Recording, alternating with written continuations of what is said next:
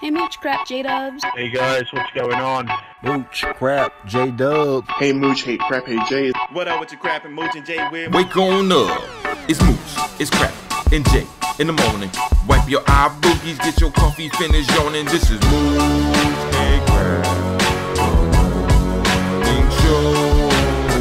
Wake up, let us begin with gaming news, skits, and callings from all the fans. No matter where you at, Cali or Pakistan, New York or New Guinea, this is where it's at. These are Xbox dudes with Xbox views on slander and hate towards Xbox news. This is Mooch and Crap. Show for the people, and they coming with it. Now do you understand? Now do you get it? Ponies love to lie and PC fans won't admit it, but Xbox hate is real and they all with it. Call in, let it ring in. We here to rock, we here to win. It's about the games, it's about the pride. Now Xbox community, come on, let's rock. Mooch and Crap. Make sure.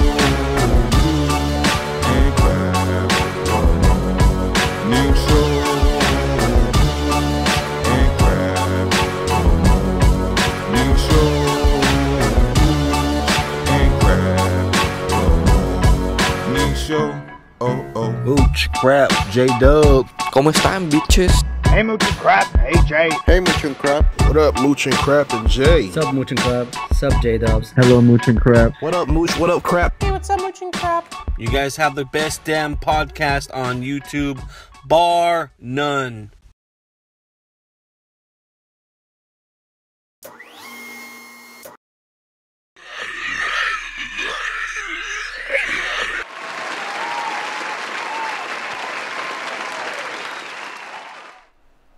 Good morning, everybody. Welcome to M&C Mornings. Jay, that was one hell of a way to wake up, right?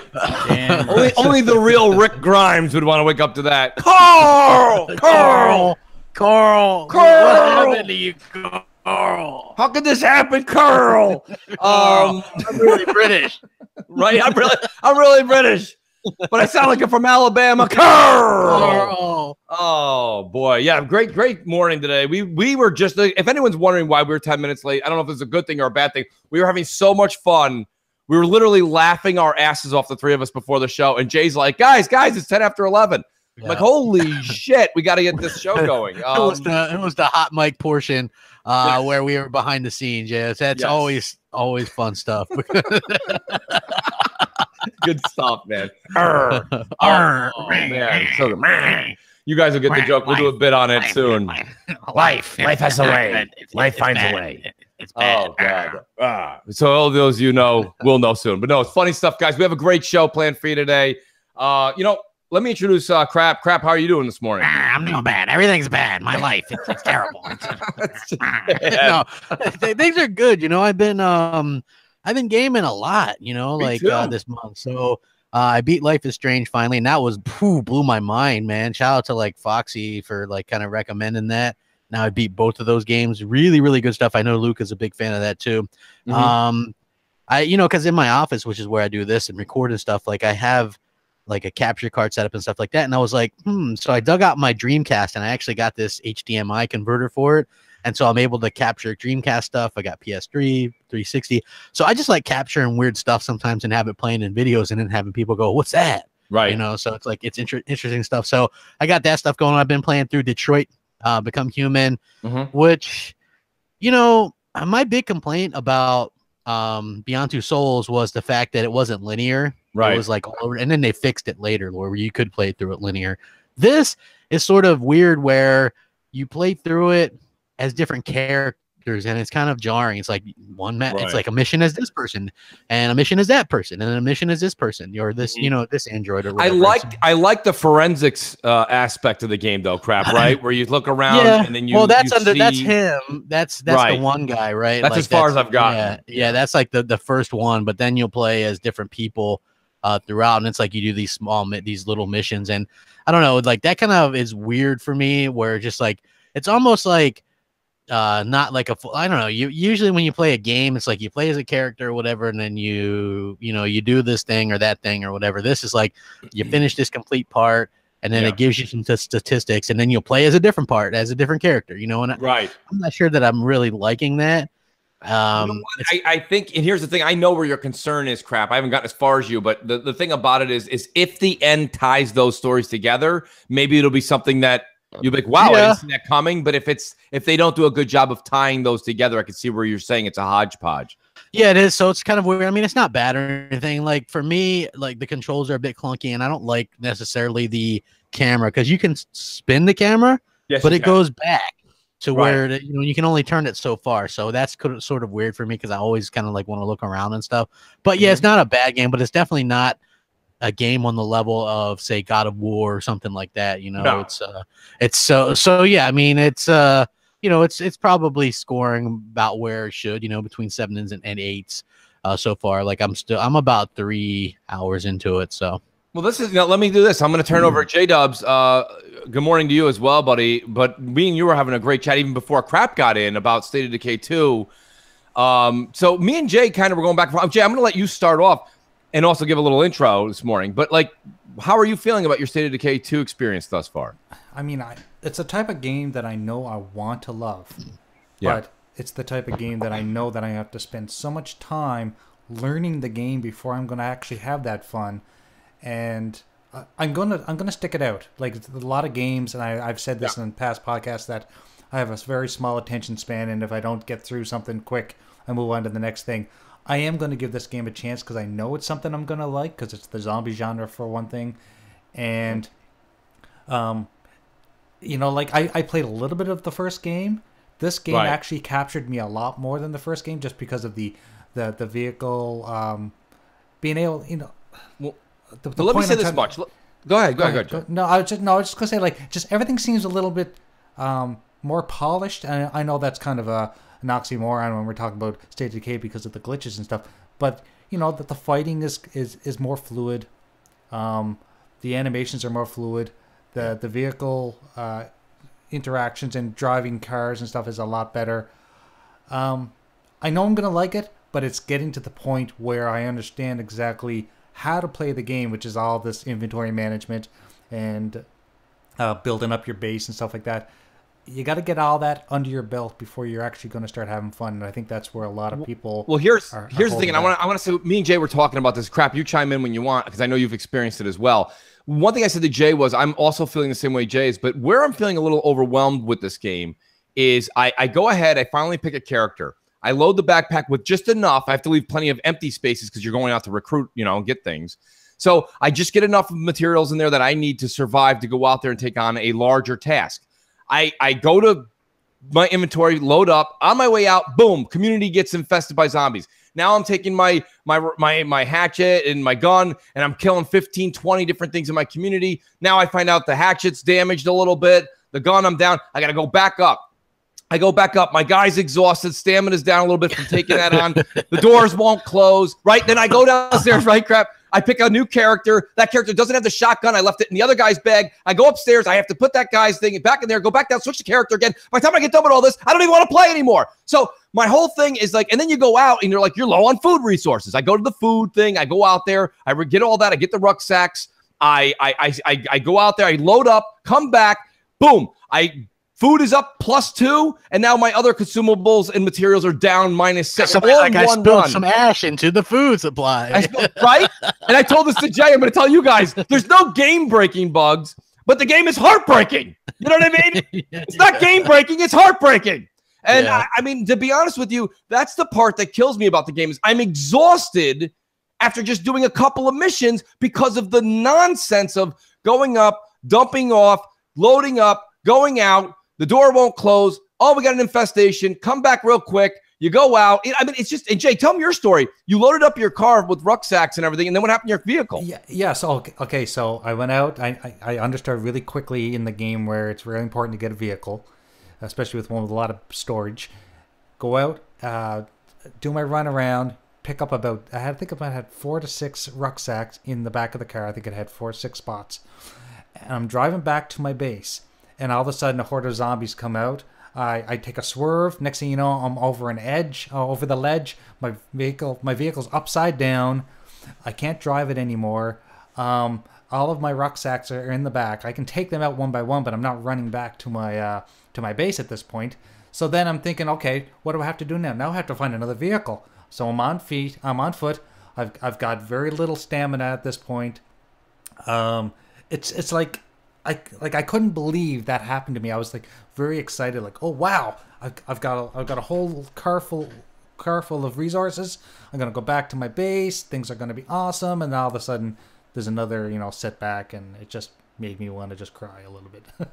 You know what I mean? And don't get me wrong, guys. I understand. There's a couple people in the chat going right now. They're like, "Oh, Mooch looks like he needs his handheld." Mooch, you need your handheld. Mooch, get your act together. Listen, I've been playing games for a long time. I get the game. I completely get it. But then after you go out there on a mission, you come back, you go to heal yourself. Your infirmary was destroyed. Yeah, fix it. And I go back out again. You know what I feel like? I was explaining it this way. I feel like I'm running on a treadmill, and somebody goes, "Hey, Mooch, what do you think?" And I go, "I think I'm getting a good amount of exercise." "Oh, yeah? How far did you run?" "About 50 miles. "Oh, yeah, that's crazy. 50 miles. That's a long distance you ran. How far did you get?" "I haven't left the house. I'm running on a treadmill." Like, I'm not moving. I'm doing a lot of work and nothing's happening. Right? Well, I gotta tell you. So, like, how far I'm like over 20 hours into the game. So the best thing to do is, like, originally I was just claiming outposts for claiming outposts, right? Yep. The best thing to do now is the outpost that you claim one that's a fuel station, but that way you get fuel every day. Yeah. Claim one that's a,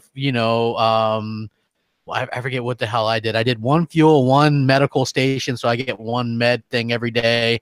Then, like, if you get the fuel every day, when that builds up and you need like gas for a car, you can withdraw a gallon for the car.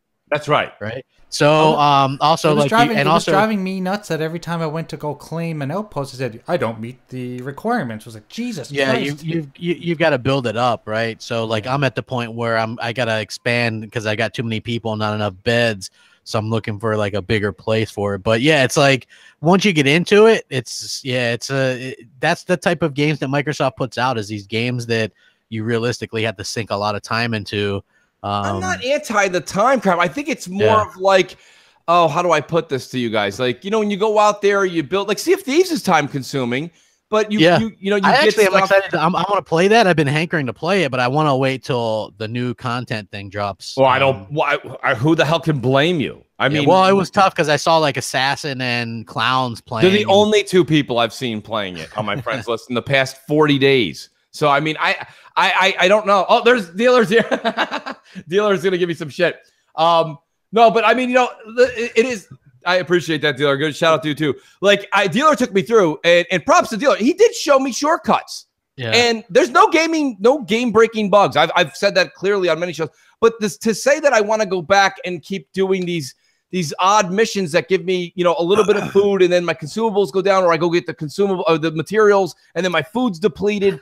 It's just, and then here's the other thing. And it was, and shout out to folks like Dealer and Colt that have come and said, "Hey, dude, if you want to play, I'll help you." That's big on their part.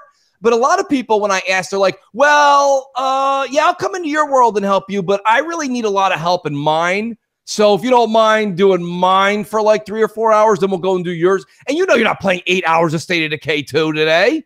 So, right? So it's like, one of you is not going to advance. And then after 2 days go by, you're like, should I ask that person? They owe me 4 hours. No, they don't. They don't owe you 4 hours. So you're back on your own. You're going back out again. And it's a vicious cycle of just, I'm not getting far enough. I feel like I'm just treading water. And well, that's great crap, but I'm not coming around. Yeah, and that's my biggest beef. It's not the beef necessarily with the game or the bugs. I'm not even complaining about the bugs. Okay, the door thing bothers me. You can tell the door thing bothers me. But except for the door, the rest of it doesn't bug me. The rest of it is just the inventory management and how things kind of progress. And I don't know. I wish we had a team of, if this game enabled a team of 4 where everybody was able to do it together, which I understand very difficult to do that, by the way. How can you have Craps World existing, right, and his community growing? He comes into my world Of course, it doesn't really, but he should be able to take the rucksacks back, right? Crap, you can't, right? That's right. The rucksacks don't go back with you. You can't take the rucksacks, but you can take some stuff back. Yeah, right. And that's where I think the fault comes in. He should be able to take the rucksacks back. If that was allowed, wouldn't it be more worth your time than crap? Because then when you go back, you dump 4 or 5 of those in, 6 of them in, 10 of them in, your community will grow much faster. Yeah, I think that would be helpful. Plus, there's an achievement for getting a certain amount of them or whatever. So, right. Right. Hey, Foxy says, "Can I get a J?" Jay! Jay! There we go. And I feel, because like I say, go ahead, crap. Hey, I like the game, right? So I think it's a good game. I think that obviously has some issues and stuff, but overall, I'm pretty happy with it. And for $30, you can't really go wrong or try it out in Game Pass. Absolutely. For $30, it's a heck of a game. There's a lot of content. There's a lot to do. And for Mooch, there's a shit ton to do because I feel like I'm doing everything twice. Yeah, so I get. And then they're like, you know what? I got pissy, so I decided to take a leak in the food supplies. Now we lost some food supplies. Dude, exactly, crap. I was coming back from a huge run, right? And the guy who's in my group, he's like, hey, while you were away, I decided to smoke a cigarette. I let everyone's clothes on fire by accident. I'm like, what happened? I didn't even. This is my game, not yours, AI. Water accidentally got into the fuel. My bad. Water accident. Yeah, it's rendered useless. Yeah, and so I know what you're saying, and it's like the gas is a bit of an issue for me because I have trouble finding it some places. Like I do have like some in the store, but when you pull that out, they're like I thought I was losing it for a little bit because it's like they were very unhappy, and it was like the little sad face, and now it's like they're okay. If they're not happy, but they're okay. You know what I mean? It's like, it's like The Sims, you gotta keep everybody happy and fed and all that kind of stuff. And what I do is I have one main character that I like to go do things with. And so I make sure that everybody has I don't waste like the healing stuff on most people, just like a couple. Like they'll have some in their inventory, and then I save all the good shit for like my main character. So that's how I work it. And then I make sure that I have the outpost that actually do stuff like collect water and food. Right. And that way every day you get that. Well, we got Dealer. Well, I got you in the chat. You've been so gracious. He has showed me a lot of shortcuts. Dealer, if you don't mind, I'm going to do a State of Decay 2 move right now. I'd like to recruit you for permanent help in my community. I need to recruit. I have to do this in real life. I have to recruit Dealer, Colt, Crap, Jay. I need you guys. Well, what's funny? There's so much to do, and I'd like to just get the basis built. That would be fun. It was weird. Like, did you promote a leader yet? I did. Yes, I did. Okay, I didn't even know how to do that. Like, Dealer actually was the one who was like, "Did you promote a leader yet?" And that's when I went through and did all that. I kept on hearing them chatter. They're like, "Yeah, we really should pick a leader." Well, do you think we should pick a leader? Hey, we should pick a leader. Like, it kept on. I'm like, how the hell do you pick a leader? Like, it was not obvious at all. Right. So I was like, oh, okay. Then I had to like look into it, and then finally I picked the leader, and I was like, oh, okay, that's cool. So you get different bonuses and stuff depending on right. You can one of the guys is like Negan or whatever from Walking Dead, and kind of runs with an iron fist. And I picked the sheriff as the leader. He's like the sheriff one. You picked Rick Grimes. Yeah, he's like the sheriff one. Yeah. So you picked Rick Grimes. I don't know who I picked. I don't even know the characters I picked because now I have like 9 people in the community. I don't know how many people I got in the community, and I'm going between them all. Whoever doesn't have Z's next to their head or isn't exhausted, who doesn't everybody's exhausted. They're like, everybody's always exhausted. Up this morning and I'm exhausted. I'm like, dude, it is an apocalypse. Of course you're exhausted. Yeah. It's funny. It's funny. Clayton White, he says, "Love the show, guys. Can't figure out how to get the money. He's always doing $4.99. He doesn't know how to get it to $5. But Clayton, we appreciate it, buddy. Thank you. Go ahead, crap." I was gonna say, and the gamer score they throw at you pretty good too. So like they do. Like I'm at 300, I think, and I'm 12, 13 hours in. Listen, I want to go back to it. I do. I'm not. This is not a mooch saying it's not good. I like the game. I just feel like I play like 2 hours and very little was accomplished. And if you have friends, if the friends are dedicated to help you move forward, then you get quite far. But if you have friends joining you and they just want to like hang out and bullshit, you aren't getting anything done. Yeah. And the longer you're in game, waiting, not doing anything, your supplies drop. So you can't just sit around and talk to your friends and haphazardly go do a mission. You've got to do the missions and do them Not properly. only that, I can't see shit at night, so I always just kind of BS Right. around the place until the daybreak starts. Did you boost up your gamma? I mean? That's what I I did. did, but the I boosted nighttime gamma. is just it's just terrible. The nighttime is the right time. That's great. Not the right time, though. It's Right, it's like, not. the nighttime is the terrible time because Right. I can't see anything, man. Well, like shout out to Vicious Lord. He says micromanaging and heavy resource management isn't my type of game. Glad you guys are liking it. Listen, that's the thing. And somebody said, Mooch, I apparently think you don't like XCOM. Not only do I not like XCOM, hey, you wouldn't be lining up there to get Gears XCOM? Come no, on. I will not be lining up for any Gears or Halo XCOM games. That's just not my bag. That's not my bag, baby. Right? I caught Dude, there having moods. You know what? I've been seeing people say that more and more now too. Like Right? that's not my bag. That's not my bag, baby. We need that, Yeah. we need that The clip, sound Jay. bit. Yeah, we really do need to get it. Should The be pretty Austin easy. Powers. Yeah. That's not my bag. Well, see, That's we not you've my changed it bag. though. We've changed it from Mike Myers to what's his face? The guy Christopher Walken. That's not Christopher my Walken. bag. Baby. Baby. Yeah. It's like that even isn't a delayed baby, but then the baby has a hyphen. Yeah, exactly. Baby. So anyways, I don't know, Apparently but- the game's doing good for Microsoft though. Yes, I mean, it they're is. still over 1 million. I mean, Yeah. Game Pass or whatever. I mean, like that I get it, like Game Pass works well Yeah. for what they're like people that tried Sea of Thieves and then let their thing expire or whatever. Yeah. Now they look, crap, they and you want to give try me this shit game for out. this. And they'll go play Sea of Thieves on the 29th too, right? Because Well, that's the there is thing. you know? content. I mean, in all retrospect, I mean, you guys know I was also not a huge fan of Sea of Thieves. I said Sea of Thieves it is what we thought it was, but at the same time, I don't think Sea of Thieves is all that. I think in a year it's going to be a great game. I don't think anyone will be left, but I think it'll be a great game in a year. It's those. Microsoft just seems like they're slowly bleeding things out to us, very slowly, right? Music's very good. But I don't know. My whole thing is this. The same way I'm not going to preach to you about State of Decay 2 being bad, same thing with, I like Dark Souls Remastered. Crap doesn't like it. Jay, I don't think Jay... Actually, Jay, your name came up yesterday, J-Dubs. Do you think that you would be a Dark Souls fan? Someone was asking me when I was playing I saw night. him on Breakfast with Boom saying that he played the first one for like 10 hours, but it's difficult. That's the for thing. him, Like so. I played for about 10 hours before I realized it wasn't my game. But that's how long it takes you to actually get anywhere in that game. As soon as I learned how to take on certain enemies without dying and remembering to save at the fire spots and, it became it's a type of game where if you don't like trial and error, you're going to hate that game. Because that's what that game is. It should be called trial and error.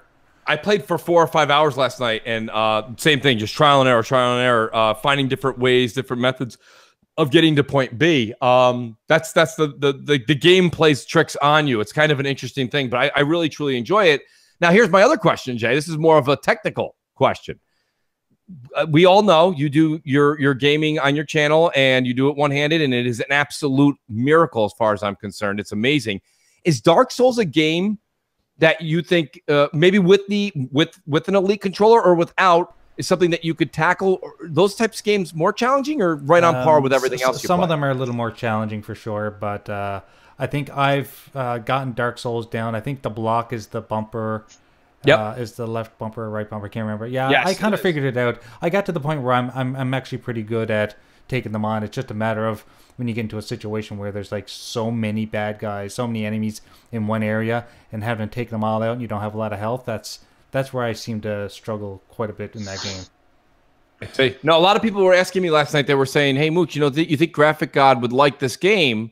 And I said, that's interesting. I don't remember Jay ever saying how he felt about Dark Souls. I know how a lot of people feel about Dark Souls, and I didn't know how you felt. So it is something you've tried though, Jay? Is it something you would be willing to try again? Oh, definitely. Yeah, we got I'll try a it call? again sometime. We do have a call. We definitely do that a have a prop? call. Yes. Okay, I'm like, Okay, how go did we ahead. get a call? Jay's sitting there talking. Yeah, Jay's but- talking to us. Yeah, M&C Mornings. It's awesome. What's up? Hey, Mooch, Crap, Jay. I hope you guys are having an awesome.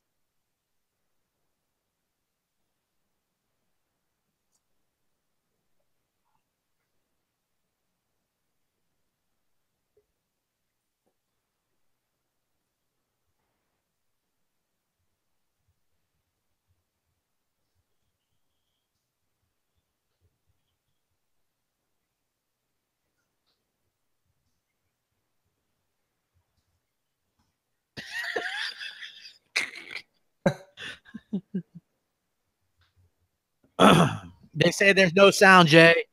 They're like, Jay, no sound. They can't hear the caller. Just saying, yeah. So that's on Jay, guys. That's not us. But he was saying they couldn't hear the caller. They couldn't hear the caller. So yeah. But basically, guys, what he said was, what's the deal with Microsoft? Because originally when they brought out the Xbox One, it was all TV, TV, TV. And now they say they don't advertise on TV because nobody watches TV. Right. So yeah. Hey, somebody says best call, 100% silence. Nice. Huh. I feel bad about that. Yeah. I don't understand that. I'm looking at all my controls and everything should have been going through fine.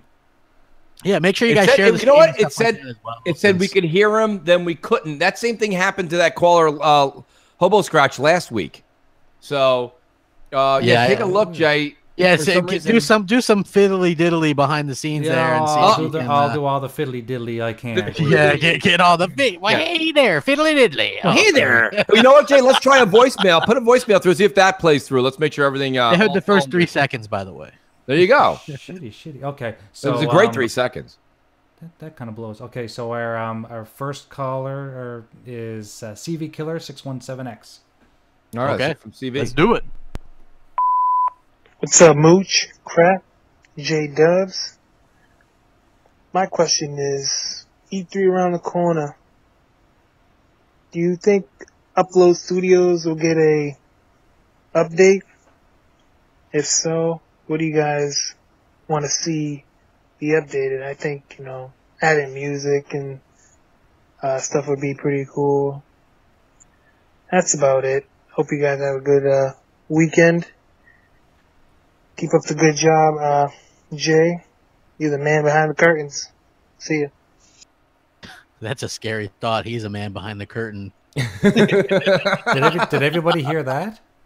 Yeah, that went through. Like I heard it. Unfortunately, I don't think that they're working on. I don't think that they're working with anything with Upload Studio. I wish.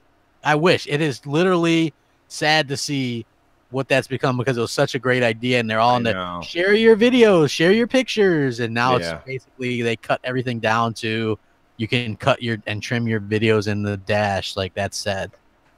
Yeah, I don't know what's actually happening there, crap. Right? I mean, I haven't really messed with whatever they call it, Share Factory. I don't know. Supposedly it's better. They updated a lot and stuff, so I don't know. I mean, really, we're not. If you think about it, crap, what needs to be done to Upload Studios, it's not major. They just need to up the editing tools, right? Give a couple of wacky music or image backgrounds you can put behind. It's not that big of a deal. And to say that they have all those people working over there, it's just, put the selfies away for a little while, guys. Stop talking about your sports predictions. And why don't you just, tweet out here comes Upload Studios. You'll get more retweets from here comes Upload Studios 2 than I don't think the Celtics are going to make it to Game 5. You know what I mean? I don't understand why they're tweeting that stuff out.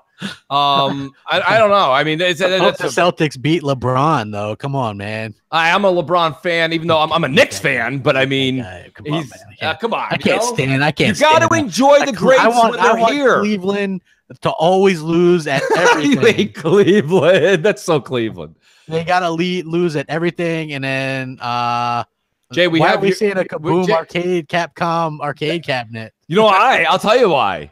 That was going to be Retro Renegades coming at you. I don't know, man. No. I don't know. Right? I mean, it's just, and it's not that Sony's doing it better, this and that. That's not true. They're doing some stuff better, obviously. I mean, they're advertising their games better for sure. Think about it, crap. The share button on the controller. So getting your pictures and your videos out to Twitter only betters your brand, whether it be third-party game or first-party game. Because people are tweeting out pictures. They're doing free advertising. Every time you hit share, Xbox share or PS4 share, you're advertising for the company. So it's free press. But again, Microsoft and their marketing ass backwards. TV's no good. Don't let people run around handing out. Basically, we're handing out free flyers on Twitter. Yeah, you know what, though? Right? They're doing a ticker tape parade. Stop advertising for us. We got it. Here's the thing. The games that they believe in and the big AAA games, the Forza Gears, Halos, they get these big advertising budget campaigns, right? State of Decay 2, that's not getting an advertising campaign. Obviously, That's fine. That's fine. They searched the couch cushions and was like, "Here you go, Undead Labs. Like, open your hands." Didn't get one. Yeah, State of Decay didn't get one. Yeah. I'm pretty sure we can say Crackdown's not going to get one. Crackdown, maybe. I don't know. Maybe. Yeah, maybe they put a lot of money into that game supposedly. So I would assume that it would. I hope so. But you would figure that they would advertise Game Pass. That they would do a lot of that stuff. Somebody says says there are YouTube ads for State of Decay 2. This is true, and I have seen some ads for Sea of Thieves. There's other Sean Astin ones. I don't know if you've seen them where they actually show some footage of the game. I have not seen those. Yeah, it's the one where he's talking about this guy who's in the bottom of a fish tank, and he's like talking about him, and then I can see Jay like doing something on voice meter. We see you doing voice meter outputs on screen. That's nice. Like people expect to see a rhino with going there we go. That's what. Sorry about that, guys. I'm trying to figure out why the audio's not working and.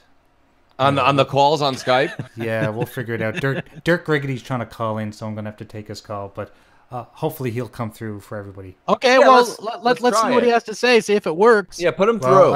He actually, I didn't answer him on time, so he jumped back in. Oh, okay. Diggity, call back, Diggity, buddy. Call back in, brother. Yes. No, you're right, Crap, with what you're saying with the advertising, and I don't understand what the disconnect here. And I don't know, are you guys... Is anybody else tired of hearing, but they don't have the budget for it? Like, if you don't have the budget for it, Microsoft, first of all, right? Like, they just get out of the game, get out of the business. Console. If it was Mooch and Crap's console, right. Yeah, I'd understand why there's no budget. But this is Microsoft, right? Look, Mooch and Crap just opened up a lemonade stand so they can get enough money for their console, their advertising. I get that. Then we're having a hard time. But I'm done with it. I'm done with it. If Microsoft doesn't have the budget, then bounce. Yeah. Like, bounce. Like, give it to somebody who wants to spend some money on it. I don't care. Amazon, Google, Apple, Mooch and Crap. Give it to whoever you want. Yeah. Someone that actually wants to perform the product. Like, that's the thing. People are like, well, we don't have the budget for it. That's a you problem. That's not a me problem. People come up to me. They're like, well, Mooch, you can't say that. They didn't have the budget for it. Well, wait, I turned around. I look behind me. There's no one behind me. Well, who the hell do I blame then? J-Dubs? Jay! what do you do? So, like, I don't get console of all time. I told you, some guy at the table was probably like, hey, what games are we going to play? What games are we going to play on this brand new superior console? Fire that man. Did he just say games? Out with you. We don't have a budget for that. We're making it hardware. All right. You know what I mean? I just see the guy getting dragged out in like a brown box. They dumped everything on his head. He's been there for 18 years. It was probably Albert. There's a Mooch rant for you guys. So I don't know. I mean, it's not an excuse, folks. It's not an excuse. You can't, they didn't have a budget. Well, that's a them problem. Yeah. Get a budget. I wish they had a budget, what I mean? Or maybe they do now. I don't know, but we do have a call. Hopefully that's diggity. Yeah, maybe they just don't have for certain games. They if they don't believe in it, I don't think they have a budget. Good point, Crap. M&C, what's up? Hopefully this works. What is going on, Mooch Crap? Of course, this is Dirk Griggity here. Hey, man, Crap was saying that it's pretty obvious that Microsoft, somewhere within the last few years, maybe the whole generation, they stopped investing in first-party games. And it made me think. I said, damn, within the last 2 years, of course, with the exception of Forza and Gears, I know the Quantum Break was probably a deal they signed way back in the past, but I said, damn, they really haven't had a quality AAA game in a couple years. I mean, even a game like Dead Rising 4, you guys even said that game took a step back. And it's pretty obvious that game definitely took a step back from 3. So I know they're investing now, which is good and everything, but don't you guys feel that they should sign some type of third-party exclusives? Even if it's a year time, shouldn't they sign some third-party exclusives while we're sitting here waiting for these first-party games? Let me know what you guys think. Thanks. Yeah, Diggity, I think that they should do something. Look, when Sony lacked exclusives with the PS4 when it launched, they had so much time content that everything was treated like an exclusive anyway. Watch Dogs, exclusive missions, Call of Duty, exclusive maps. Destiny, exclusive strikes, exclusive this, exclusive that. Right. You've got to do that, right? You can't just.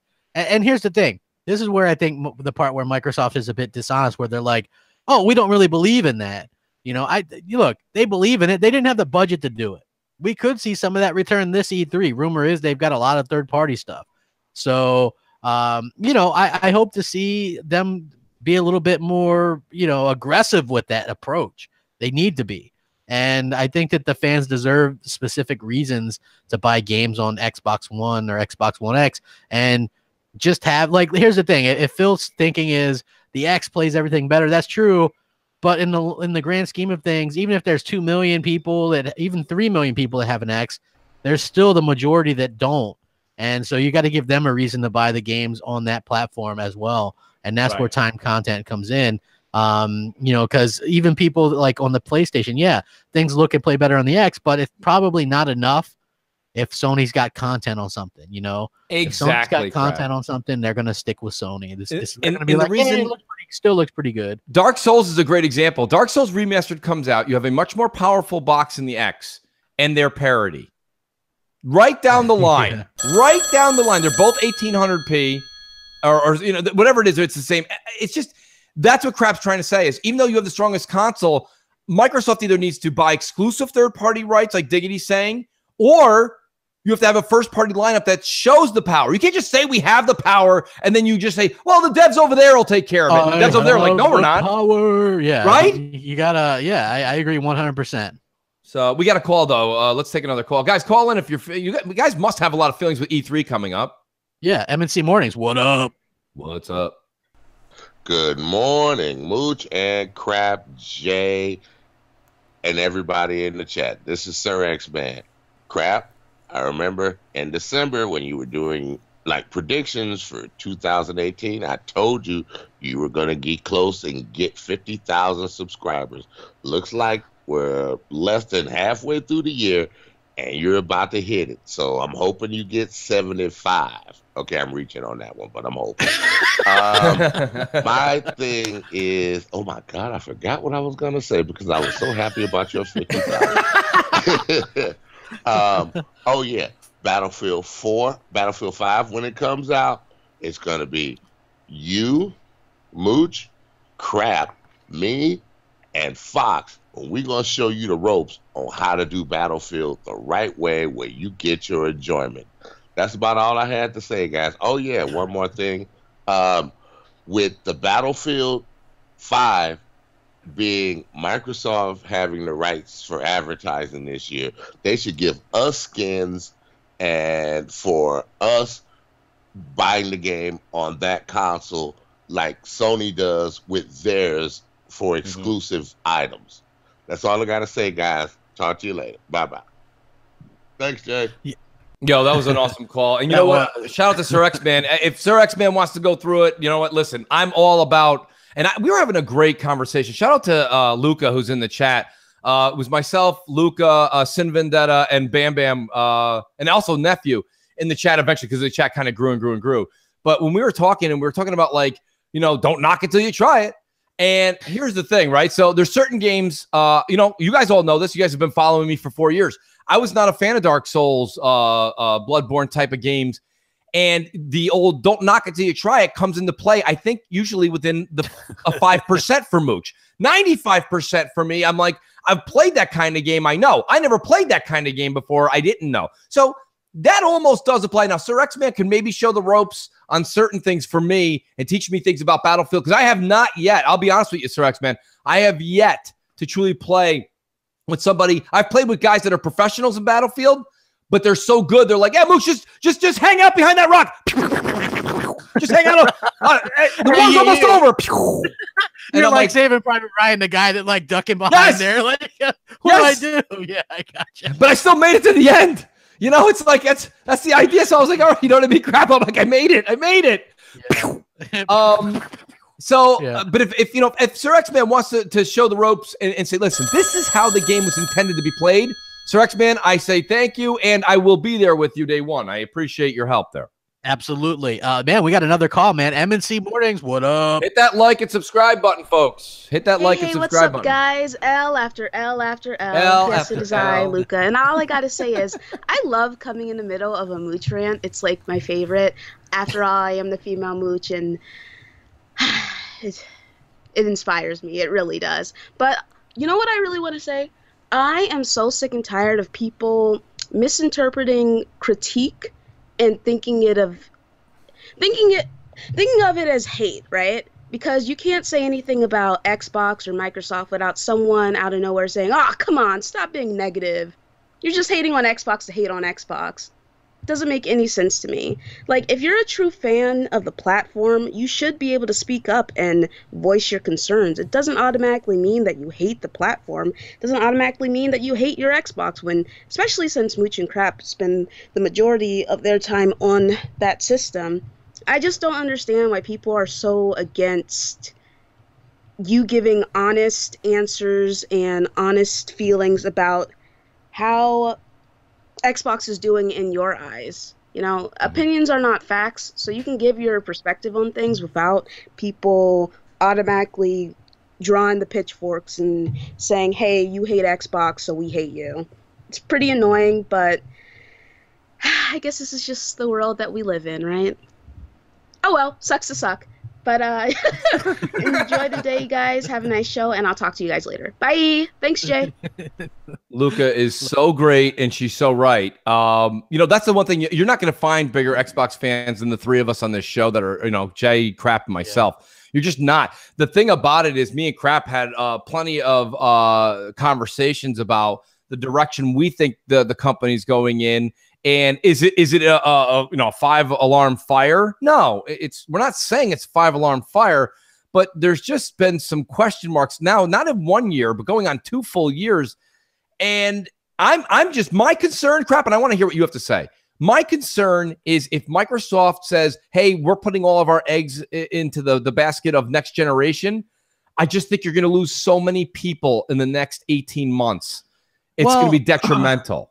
I think it all depends on what Sony's doing too. You know, like if Sony decides to allow forward compatibility as well, then I don't know. Like, does that bodes well for them, because they'll have over 100 million PS4s out there, right? You know, so people will just continue buying on PS4s or buy a PS5, right, and take their library with them.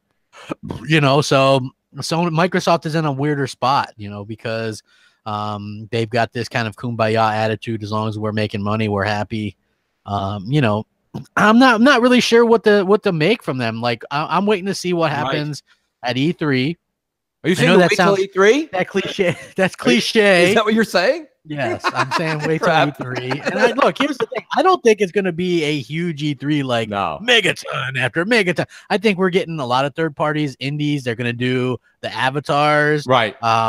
You know, they're going to talk about their game streaming. Hey, if you want to stream a game while you take a dump, you're going to be able to do that with Xbox Cloud X, and, you know, play Crackdown on the go with your phone, because everybody wants to do that, right? Your car ever break down and you wanted to play the rest of Halo 5? We've got you covered. Pull out your nifty phone and play along. And, yeah, you know, look like an idiot going everywhere you go. Like, you know, I don't really. And then they're going to sell the little things where, you know, have you seen them where you have a controller where you can hook your phone up? Like, who goes around like that, though? You know what I mean? Like, to me, that's pointless. So they're going to waste some time on that kind of stuff, but it is what it is. Right. But I do think they're going to have, like we already stated on Crossfire. Crossfire! So good. God, I love that 80s game. I know, right? So we already mentioned how, like, even Alan Walsh, like the game that Microsoft is showing off behind closed doors coming out is only Forza Horizon 4. That's the only one the media is going to be able to see that we haven't heard of yet. Right. And we know it's coming. We just it's not official. Right. The thing is like, and you guys in the chat, you guys listening later, you know, and I know Crap's a huge fan, and that's fine. There's no ifs, ands, or buts. My only thing is that, like, Forza Horizon 4, and it's going to be an A+ game. I'm already giving them that benefit of the doubt, but it's not anything that gets me excited about the fall. That's me. I mean, others are probably like, no, I can't wait. Now, listen, I agree with you, but let me tell you why you're wrong. Well, that's my whole thing, Mooch. To be honest with you, my problem with it is that that's just something we've played so many times. The fact that they're going to change the background doesn't really get me all that amped. It doesn't mean I'm not amped. I'm just not all that amped. I want something new. I want something refreshing. And, you know, State of Decay 2, listen, you know what? Good game in the fact that I haven't played a game like that on Xbox in a very long time. So kudos to them. And I'm going to keep playing State of Decay 2 throughout the summer. That's a game that's just not going to go away. There's plenty of content. There's plenty to do. And again, everybody says it's $30. So it is what it is. There's things that aggravate me about it, but I think with updates, some of that with polish will come along. But nonetheless, this fall is a complete and utter mystery wrapped in a puzzle, wrapped in an enigma, right? I mean, we don't know what's going on. And, you know, I think on Crossfire, we were talking about it as well. I can't even say Crossfire without singing the goddamn song now. Jay, damn you. Crossfire!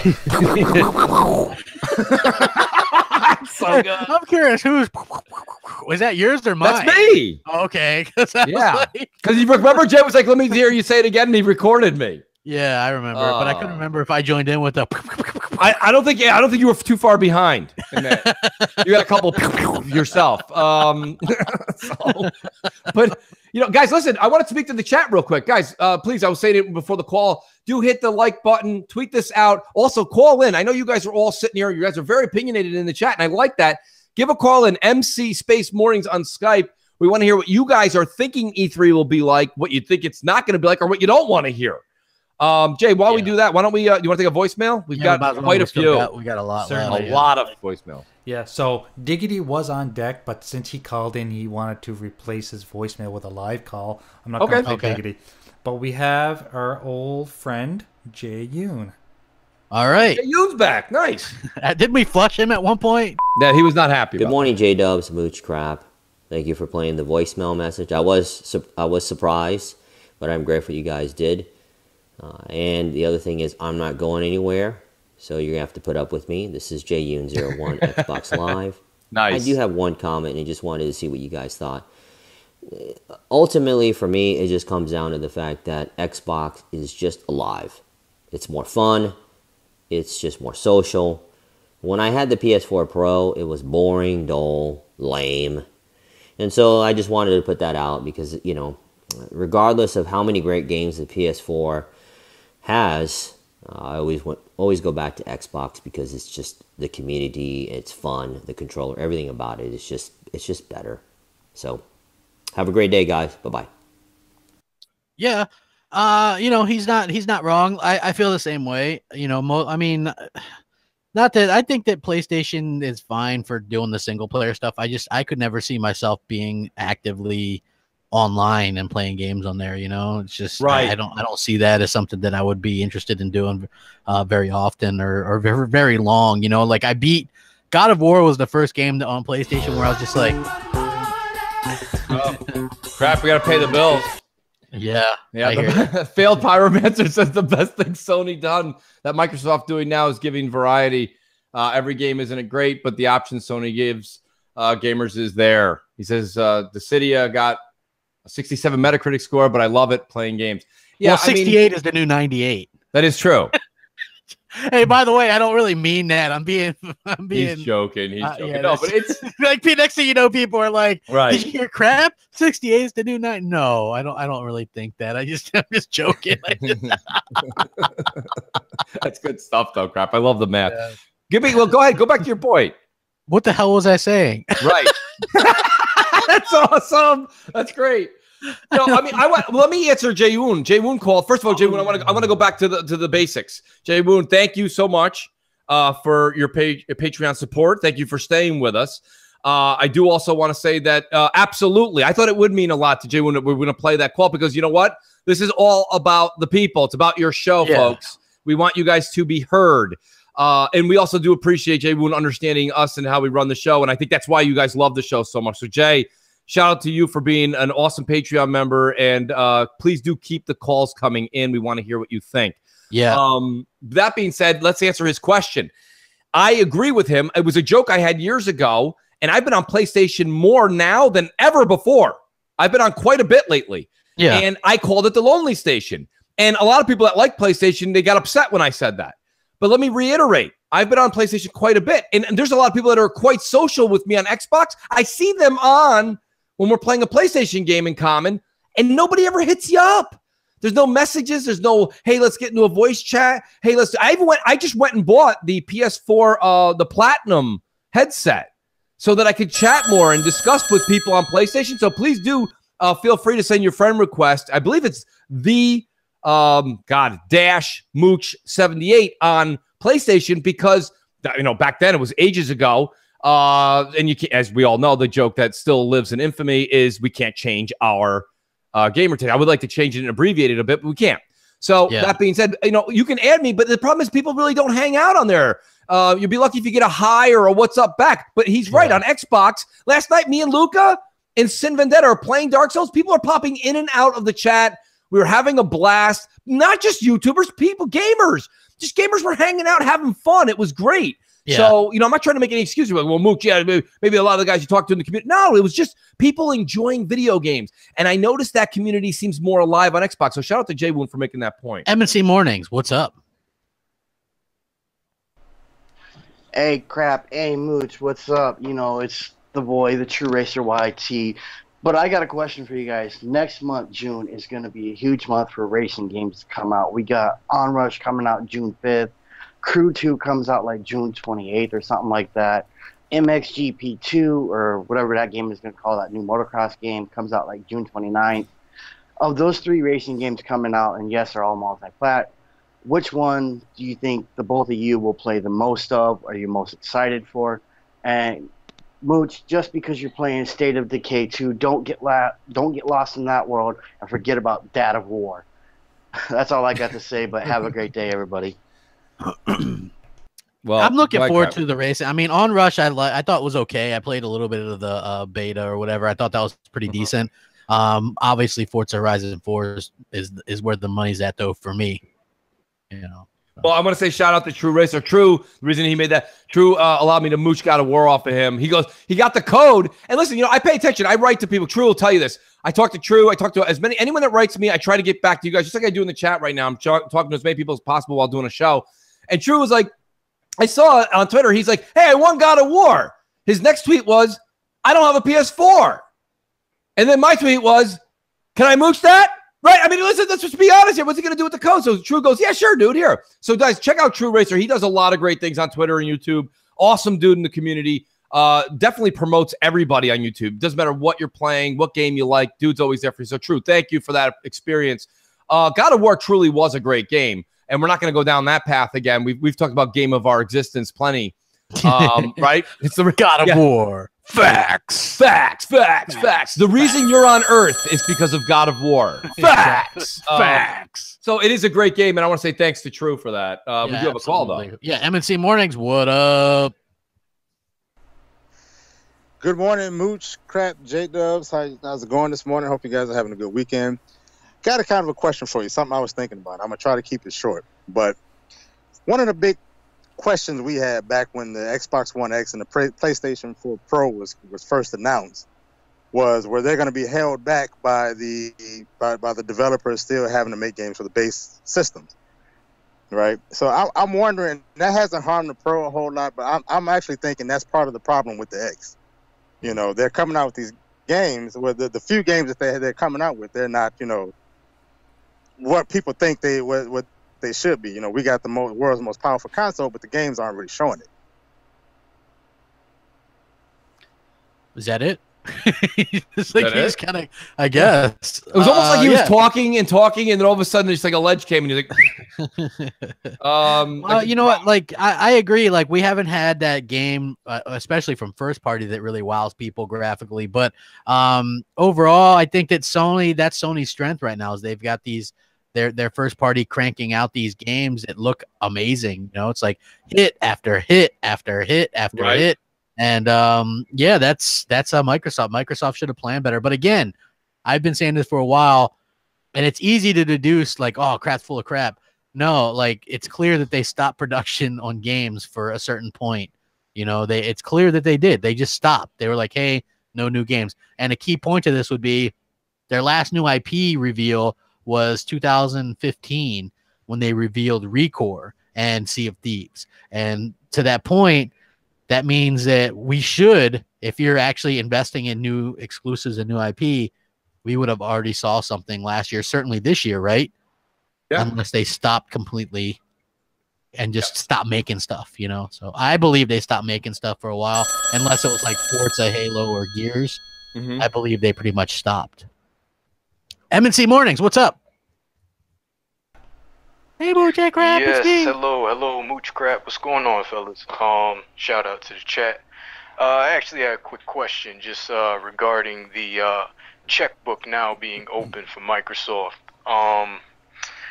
Okay, I know right now their strong suit that they could probably best play towards would be the marketing deals, seeing as though, you know, these games take some time to develop, good ones anyway. I was curious, is there any particular marketing deal that you would like to see them invest in?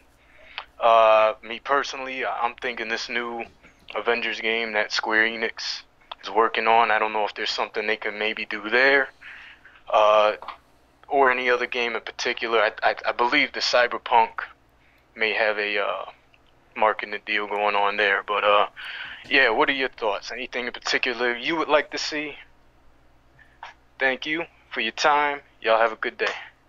Well, let me, Crap, you handle the last one. Let me give you a break here for a second. You know, the thing about it is to answer the caller, the Cyberpunk thing is great, right?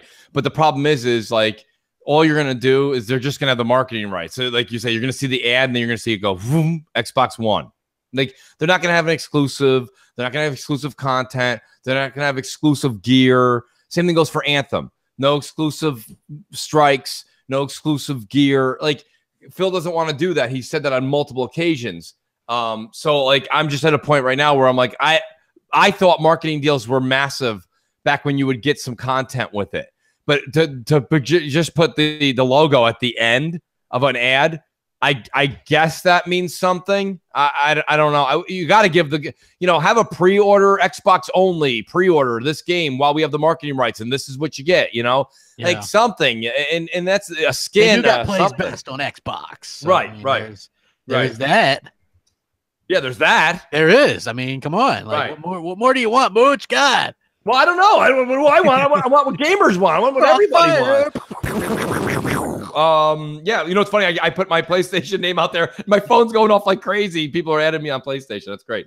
Well, you know what the problem is? And I heard from somebody that Mooch was playing Ni no Kuni too. Yeah, but I wasn't. That's what's funny. No, I don't own it. I don't own it. Huh. Interesting. Yeah, that was AJ. Yeah. He was AJ wrote me. He goes, are you playing Ni no Kuni too? And I'm like, I don't own it. If you want to give it to me, I'll play it. I said, you know what? If he's playing it, he mooched it. No, I don't own it. If somebody wants to send it to me, I'm sure as heck I would try it. But no, I'm not playing. I'm playing Detroit Become Human right now, and I'm also playing. I finished God of War, and I'm now going back to do side quests. But yeah, shoot! If somebody wants to send me a Nuni Kuni, what is it? What is it called? Nuni Kuni 2. Then I'll take the code, I guess. Yeah, I guess. I mean, hell, I'll take it too. The only code I won't take is one for Black Ops 3. Oh, or Black Ops 4. I mean, yeah. Oh, stop. Well, by the way, if anyone wanted to give Crap a Black Ops 4 code and he doesn't want it, you just send it to me, folks. I'll happily take. Also, Crap. I want to do a quick shout out to some of our Patreon supporters. If you guys want to support us on Patreon, the link is below. $1 and a Dream, you can win. Like last week, I want to say we gave out so much cool stuff last week, right? We gave out the somebody won something, the Patreon thing, right? And he got a $60. He wanted a $60 Xbox card, so he got it. Also, Mighty Spidey played guest at Metacritic and won. Nice. And so he won State of Decay 2. We also did like the pony where somebody won something, and the wheel and somebody won something. So yeah, man, there's a lot of stuff going on. We do a lot of giveaways, and if you support us just for $1 a month, you get entered into that. And you have like a 1 in 100 chance or something. It's a good odd to win. Yeah. Try it out, guys. And same thing, like participate in the games, like guest at Metacritic. We only got 6 callers for that. And so you had a 1 in 6 chance of winning the game. So yeah, like think about that. So shout out to Josha Z, Jack Jackal, Justin B, Anthony N, John S, Mark D, G-Man 209, Mel S, Chief, Vertigo Tempest, John or Jay Yoon. Yeah, there we go.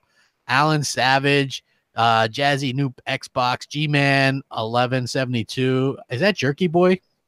Yes, G-Man 1172 is G-Man Jerky Boy.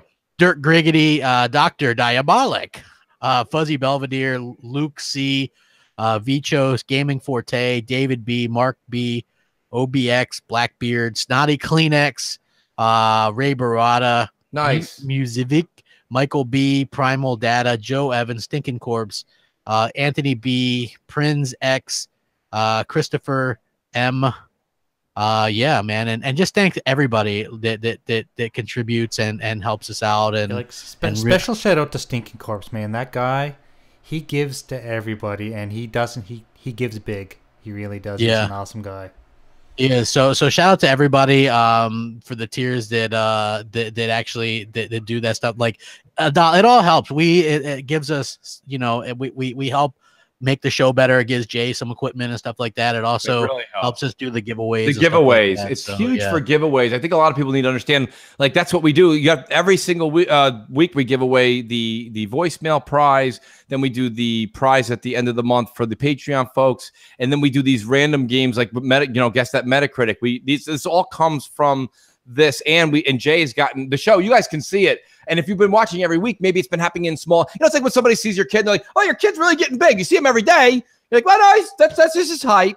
But at the same time, right? The show has grown from infancy to where we are today, and a lot of that is thanks to the Patreon folks. Yeah, we've been able to get Jay the materials. Yeah, go back and look at some of the early ones. Not that it looked bad, but I mean the new background and everything. Like it enables us to do some of this cool stuff with the scrolling. Oh, the software and also the hardware. He's been able to grab a few things that make it easier for Jay. And Jay, you can discuss it more in depth. There's things that you currently have now that just make things a lot easier, and the sky's the limit instead of the limit being the sky. Yeah, like having the hardware to have really good microphones is really, really important for this type of thing.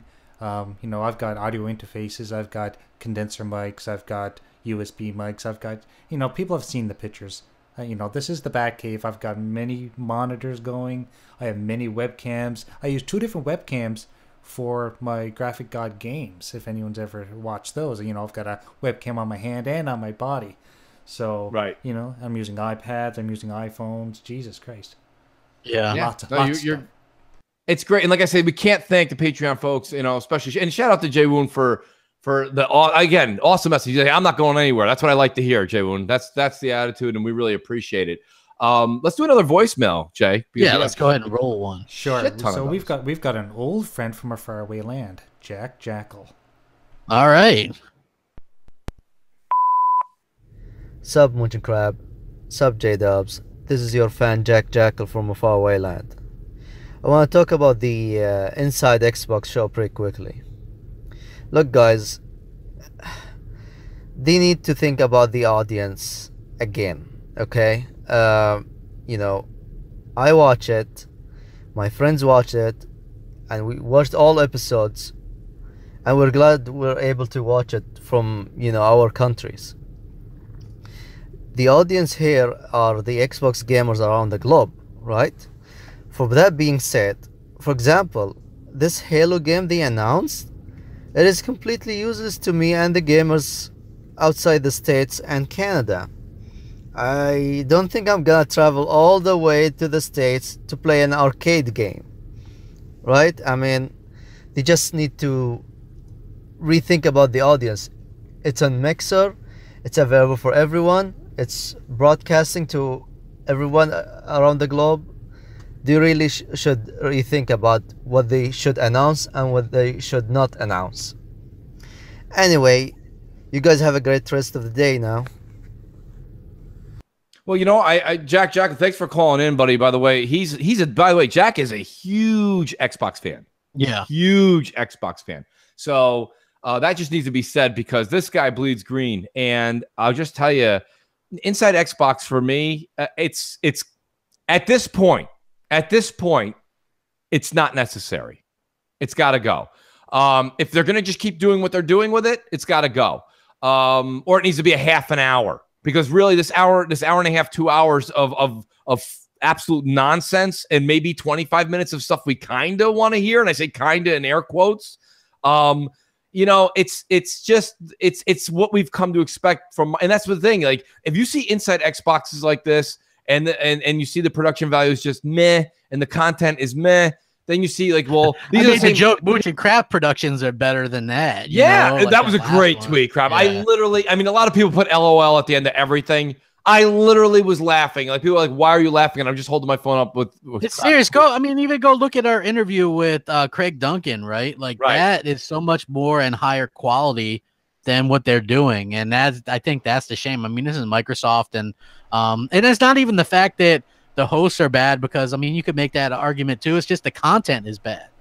I mean, didn't Craig himself talk about the quality of the show? Yeah, about it being better than IGN's and stuff. Yeah, you guys are better than IGN. I thought this was a little show. I was like, no, that's awesome, man. Thanks for the compliment. I mean, it's not just that crap, but it's like you say, it's not just the hosts. It's the content. Yeah. And what concerns me is I think the people that are doing inside Xbox also have a large role to play in the E3 performance. Yeah. You know? So you can just see what we're about to get in a week and a half, 2 weeks. You know, it's going to be, you know, and now everybody, Phil Spencer. You know what I mean? And he comes out and he's like, you know, he's wearing a Cuphead 2 t-shirt.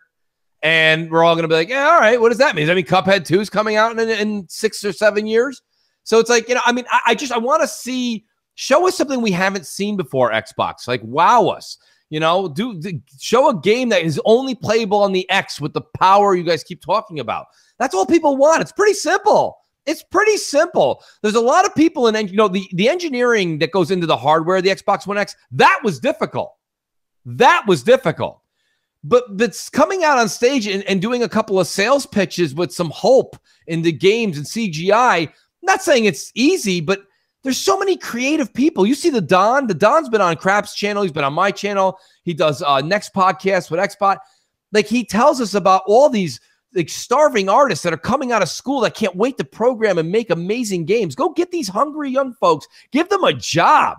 Let them create something out of the box, and Microsoft can pick them up on the right, Crap. It's like when you're drafting your sports team. These kids that are coming out, yeah, they make more money now because of unions and such, but they're still way cheaper than when they actually get max contract deals. These kids coming out of college right now are not a lot of money to scoop up their talent. Yeah, I agree 100%. You know, 100%. I agree 100%. I bet you Sony's at all the college campuses recruiting the crap out of these people. They should be. You know, why wouldn't you? Yeah, I agree 100%. Well, you know, So Shady says they already said there will be no X only games. Mooch, you want them to lie now? I don't want them to lie. I wouldn't mind if they went back on their word and showed us that. I mean, can it hurt right now? They've only lost 75 NPDs in a row. Can we? I mean, I wouldn't be offended if they were like, hey, by the way, we're making a game that looks really great on the X. See, I mean, how bad could the backlash possibly be at this point, right? I mean, they're losing anyway. Well, the problem is if they made something just for the X, your maximum people that could buy it would be very small. Well, listen. We're not taking the people who have the S in the original day one out. It's just going to look a little better on the X. It is what it is. That's what we paid for. M&C Mornings, though. What's up? Hey, now. Hey, Mooch and Crab. This is Monkey Punch. I got a question. What Mooch was talking about earlier about the E3 exclusives, but Microsoft is bringing. I know they don't give exclusive rights to games, but they need to show more than just a logo, like Mooch said, over the screen. They need to show more than just what we expect them to do. So I'm just wondering, why do people care so much about it? Because it really doesn't matter what I think or what everybody else thinks. We're going to buy what games what we want and what platform it is. So let me know what you think of the question, and great show, guys.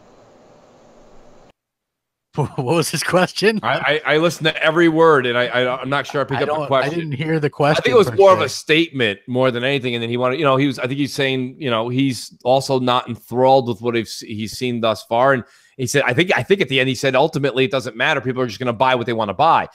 I don't necessarily disagree with him there, but I mean, I think Microsoft has to try. What they have to work on right now is trying to lure over the PlayStation folks. And right now, if you're a PlayStation only owner, someone try to sell me on why I would come to Xbox. And I love to sell, but if I'm going to sit there and have to sell Sea of Thieves, well, I'll try my best. But Sea of Thieves and State of Decay 2 is really like, you know, it's like saying I'm a magician and the only thing I know how to do is like, you know, one card trick. You know, you're like, that's it? Come on, like make the Statue of Liberty disappear or something. That's next week. So it's like, I don't really know how to sales pitch it. All I can say is it does have the potential with the best hardware. We know that Microsoft's going to continue the best hardware and embrace that moniker for as long as possible, right? They're going to keep that logo going as long as possible. But again, once next generation starts, crap, you said this, they're both going to be very similar. Yeah. I don't know how. There's not going to be a big difference. And that's like, I trust the Don kind of when he's talking, when he talks about that stuff. Like, we're going to see more 4K 60 for sure, but there's not going to be a big difference in what we get in terms of what we're, you know, some more effects and stuff like that. So dang, we're getting a lot of call-ins this morning. M&C Mornings, what's up? Hey, Butchie, man, it's me. Great Canadian web slinger, Mighty Spidey here. All hell Jay. All hell Jay. Just want to say, guys, great podcast this week. It was awesome. Crap. I really hope that Lady Foxfire could be a permanent fixture on Xbox Nation. She is the perfect compliment to you. She's the perfect compliment to the show. She's got a nice, sexy voice, and she's a great addition to Xbox Nation if she can be permanent. I want to also thank you guys for guess that Metacritic score State of Decay 2 prize. I'm having a lot of fun, and I really appreciate it, and just goes to show exactly what you're talking about. You guys are saying, someone call in, so I call in just to contribute, and now I've got this great game, so I appreciate it. Crap, just want to sing a little bit of your praises. I've been listening to you since the start, and I really do find you as a podcaster are really maturing, and what you have to contribute and say and the way you conduct yourself on YouTube, as opposed to some other people don't always conduct themselves. You know, they just fly off the thing. I find you're really maturing as a podcaster, and it says a lot. Just talk a little bit about this show, and I want your guys' opinion on. I find this show is really maturing, and I just want to talk a little bit about Jay. Other than his patented fuck-ups every week that always has to happen for some reason, one button here, one button here, I find this show is really, really progressing and becoming something really big. I find that he's kind of like the Andy Richter to the show. His little voice, you know, his little audio inputs, you know, like the mooch input or stuff like this, or the visuals. I find the whole back end of the show is really progressing cool. I just wanted to get your guys' opinion on what you think, how you think Jay's progressed. You know, I know maybe his screw ups, we need them because it's part of the show, and he does it on purpose. But I really do find that he's really maturing on the back end, and I find the show is really becoming something special, like you guys imagined to be. Anyways, thanks guys for a great show. We'll talk to you soon. Bye. Well, there you go. Mooch and Crap and Mighty Spidey. Coming at you Sunday morning. Woo! Yeah, listen. Woo! Yeah, so it's great about the whole thing is Spidey, thank you for the call, and I appreciate it. I like that. Crap got a praise. Jay got crapped on, and Mooch was just not even here. That's what I know. Mooch is sitting there waiting. He's like, I was like, when's mine? I guess after Jay's critique, I was like, I'm glad I got nothing. I'll take nothing. His praise of me was I was shit before, and I'm really maturing now, so I'm less shit. That's good. And Jay, his mess ups are funny. So it's all good. Listen, Jay's, let me answer Mighty Spidey. I think that was a good point. Let me answer. I'll tell you my opinion on it. If you guys ever listen to Howard Stern, Jay's like Scott the engineer. So that's why the whole Jay came from. Jay! That's the joke. The fact that this is a living show and we have call-ins and voicemails and we're doing things on the fly and Jay's literally listening to what we're doing, taking calls, also hitting these sound effects. Yeah, you're going to have some mess up, but guess what? That's the best part. You guys are a part of this. I think that's the thing that makes this show so different. When you listen to your daily drive into work, right? That's all scripted and everything's just whatever. When you listen to Stern, sometimes his mic doesn't work and he starts he's going off on Scott the engineer or something happens and he's making fun of Baba Booey or something. It's great. It's the best thing in the world. It's my hero. So hey, Foxy says she got praised too. Yeah, Foxy, did you like that? That was great. Yeah. Well, no, you know what? That's funny because this week because she really nailed it on Xbox Nation. She was like right in there with you. Like she was Battlefield 5 and Call of Duty 4 or Call of Duty Black Ops 4. You know, it was like this. It was like a really good show. Right. And I had so many people go, "Oh, you should invite her." I'm like, I did invite her to join. And you know what I mean? Like that's a big commitment to join a show every week. It is. It really is. A lot of people don't understand that. They say, it's not like I'm like, it's not like I don't want her on there every week. You know, it's like, yeah, she should be on there every week. She does a good job.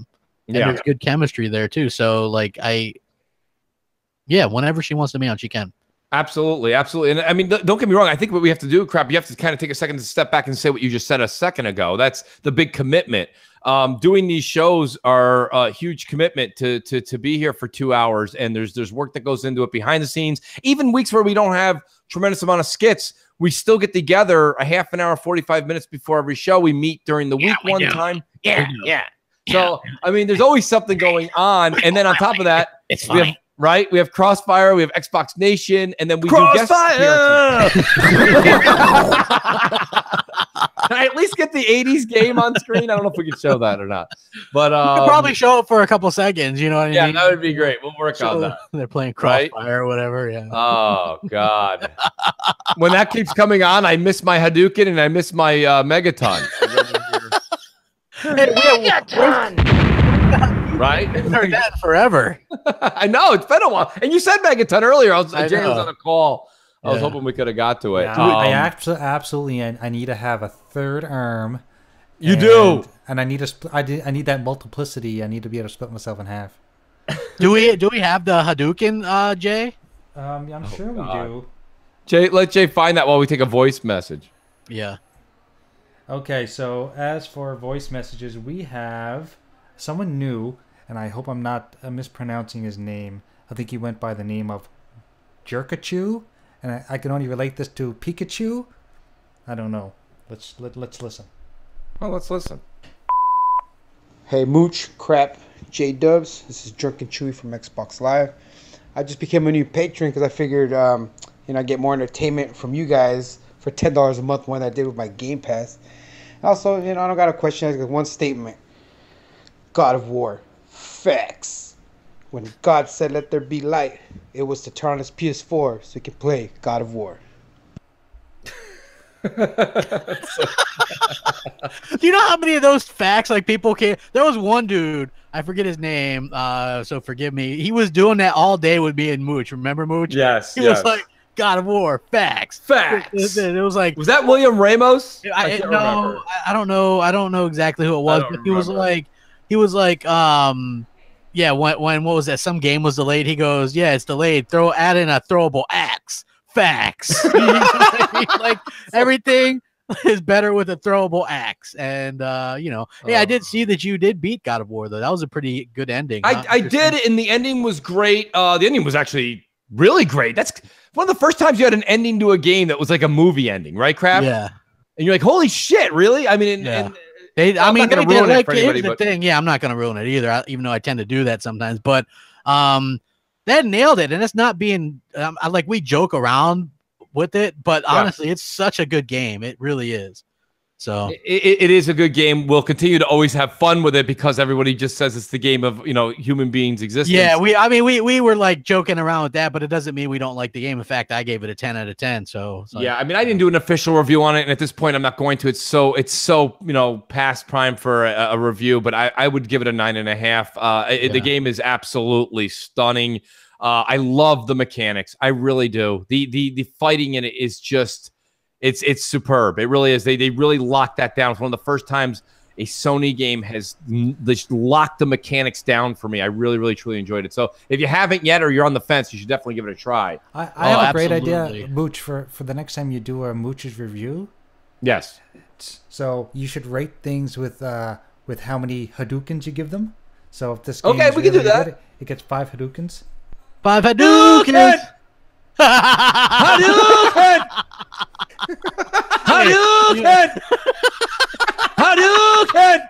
I love that when I did that Hadouken! Crap was like, who is that? And Jay's like, it's Mooch. He's like, get the fuck out of here. Dude, it was like the Megaton thing. I was like, that's Mooch, and he's like, yeah, and I was like, holy shit! Apparently, like Mooch goes and hides in his car or something to record that.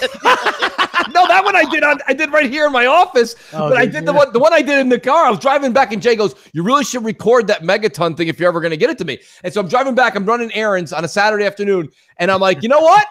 The hell with it. I break out the phone. I go to the recording device, the same way people send in voicemails, and I'm just like, mega! You know, I just did like a million megatons. And then me and Jay sat there and went through it. Because, I'm not going to scream megaton at the top of my lungs in anywhere public crap. I can't do it. Hear you. Dude, I can't. I hear you. You know what? Speaking of the megaton thing, though, it's so funny because I told you about this show called The Toys That Made Us, right? And they did the first season, which was 4, and they talked about like He-Man and G.I. Joe and stuff like that, like how they came about. The second season just came up the other day where they do Transformers, which was awesome. They also did Legos, right, which is pretty good too. So if anybody hasn't seen that show, man, if you go and you're nostalgic or into like old school toys, grew up in like the 80s or whatever, you probably really like that. And it was really cool seeing how nostalgia is a hell of a drug. It is. And it's like, what's funny is because I remember I'm a little kid, right? And Optimus Prime was my favorite character. Then you watch the movie, like the cartoon movie from the 80s, and he dies. Yeah.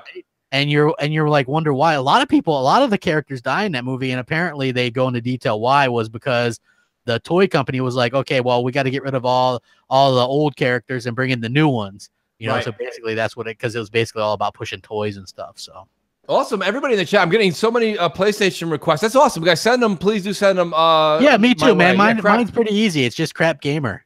Yeah, you were lucky there, Crap. Mine, I went in. I couldn't. This is ages ago, though. I've been with PlayStation now. God, what is it? 08, 09, I went and signed up, maybe 07. I don't know how far back. Whatever PlayStation Plus was before Plus, actually. Yeah.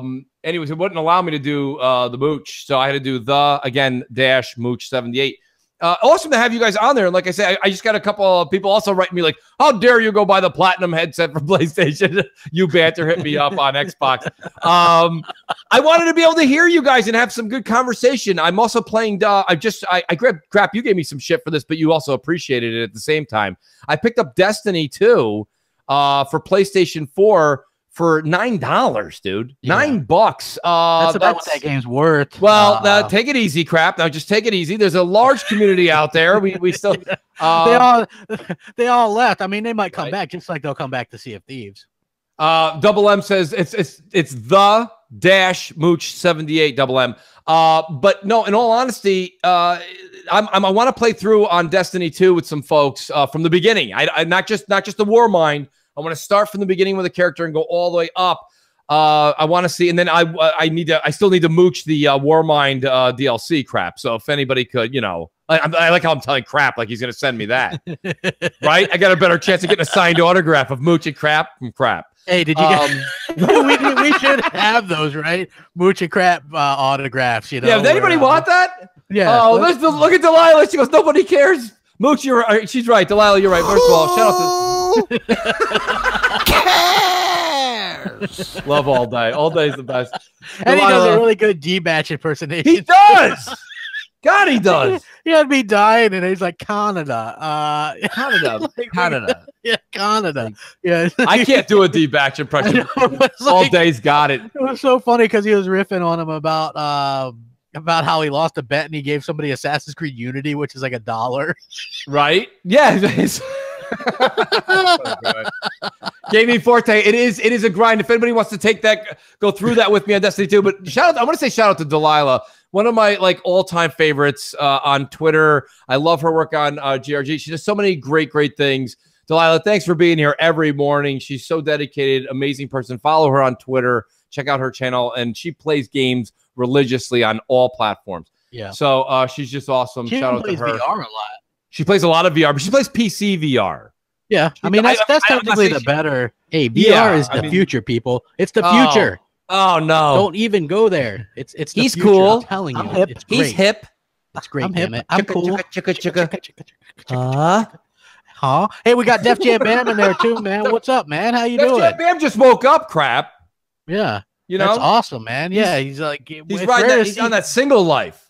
It is. It's rare to see him lately, like he jammed that. He was in our chat last night. Yes. He's on it now. He's over at what is it? He's at that what? He's at the what is it there? The Long Island Fair there. I don't know where he is down. Yeah. Hey, you know what? Jay, we should do another voicemail real quick. Okay, we got so some. We do have a ton. Oh yeah, we have quite a few. So we've got K Moore 94. Nice. It's been a while. Yeah.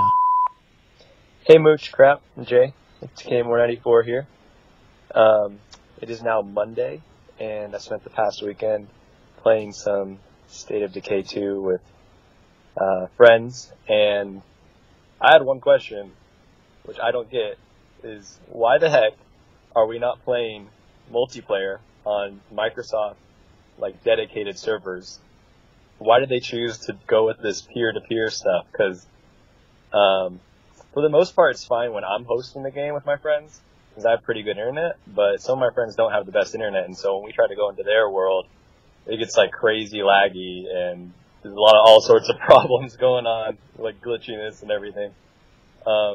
Just wondering if you guys might have heard an answer to that, because I feel like they need to address that and say, or Microsoft needs to come out and explain, like, why did they not choose to do the dedicated servers? I mean, it's an exclusive game. Like, what the heck, man? Anyways, thanks, guys, for always putting on a great show. You guys are awesome. Bye. That is my biggest complaint about that game, because I don't have the best internet. And so when I've hosted games, people lag around a bit, which is unfortunate. So basically that means State of Decay 2 is a single player game for me, which isn't as fun. I can play it in like kind of short bursts or whatever. But for the most part, that is my biggest complaint. I'm not sure why. Something about, I forget who it was that maybe said something that had to do with like syncing servers or something like that. Like they were having problems with that, because when you have 4 people join or what, I don't know, but it seems like they're a smaller developer and possibly had some issues, and plus it raises the cost, or I don't know, like it should have been done that way. Right. No, I'm with you. And you know, Crap, honestly, I know this doesn't, if you're not, let me, I'm going to put this out there for Crap, if you're not progressing at the rate you want to, and you just want to experience the game and have fun, I would actually like it if you joined me in State of Decay 2, because I could use, you like to play the game and go out there. Now, yes, it does not, you'll get the achievements, but you know, you won't get the, your community may not grow, but it is more fun to play with people. I've now played the last 2 times State of Decay 2, I played solo, and as okay as it is, I have way more fun when I'm with 2, 3, 4 friends. Yeah, I agree. Yep. Wow, another call. M&C Mornings, what's up? Hey, Mooch Crap, this is Sir X-Man again, and this is my E3 prediction. I think they're going to show Mech Assault, Perfect Dark, like Crap always talks about, and 2 other ones that no one was expecting to ever come back again.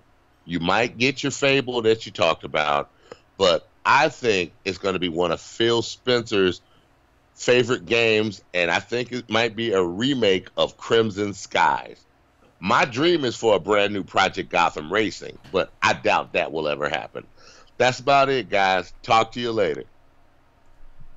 What do you think? Well, here's the thing. Crimson Skies was always just a cult classic, I guess, right?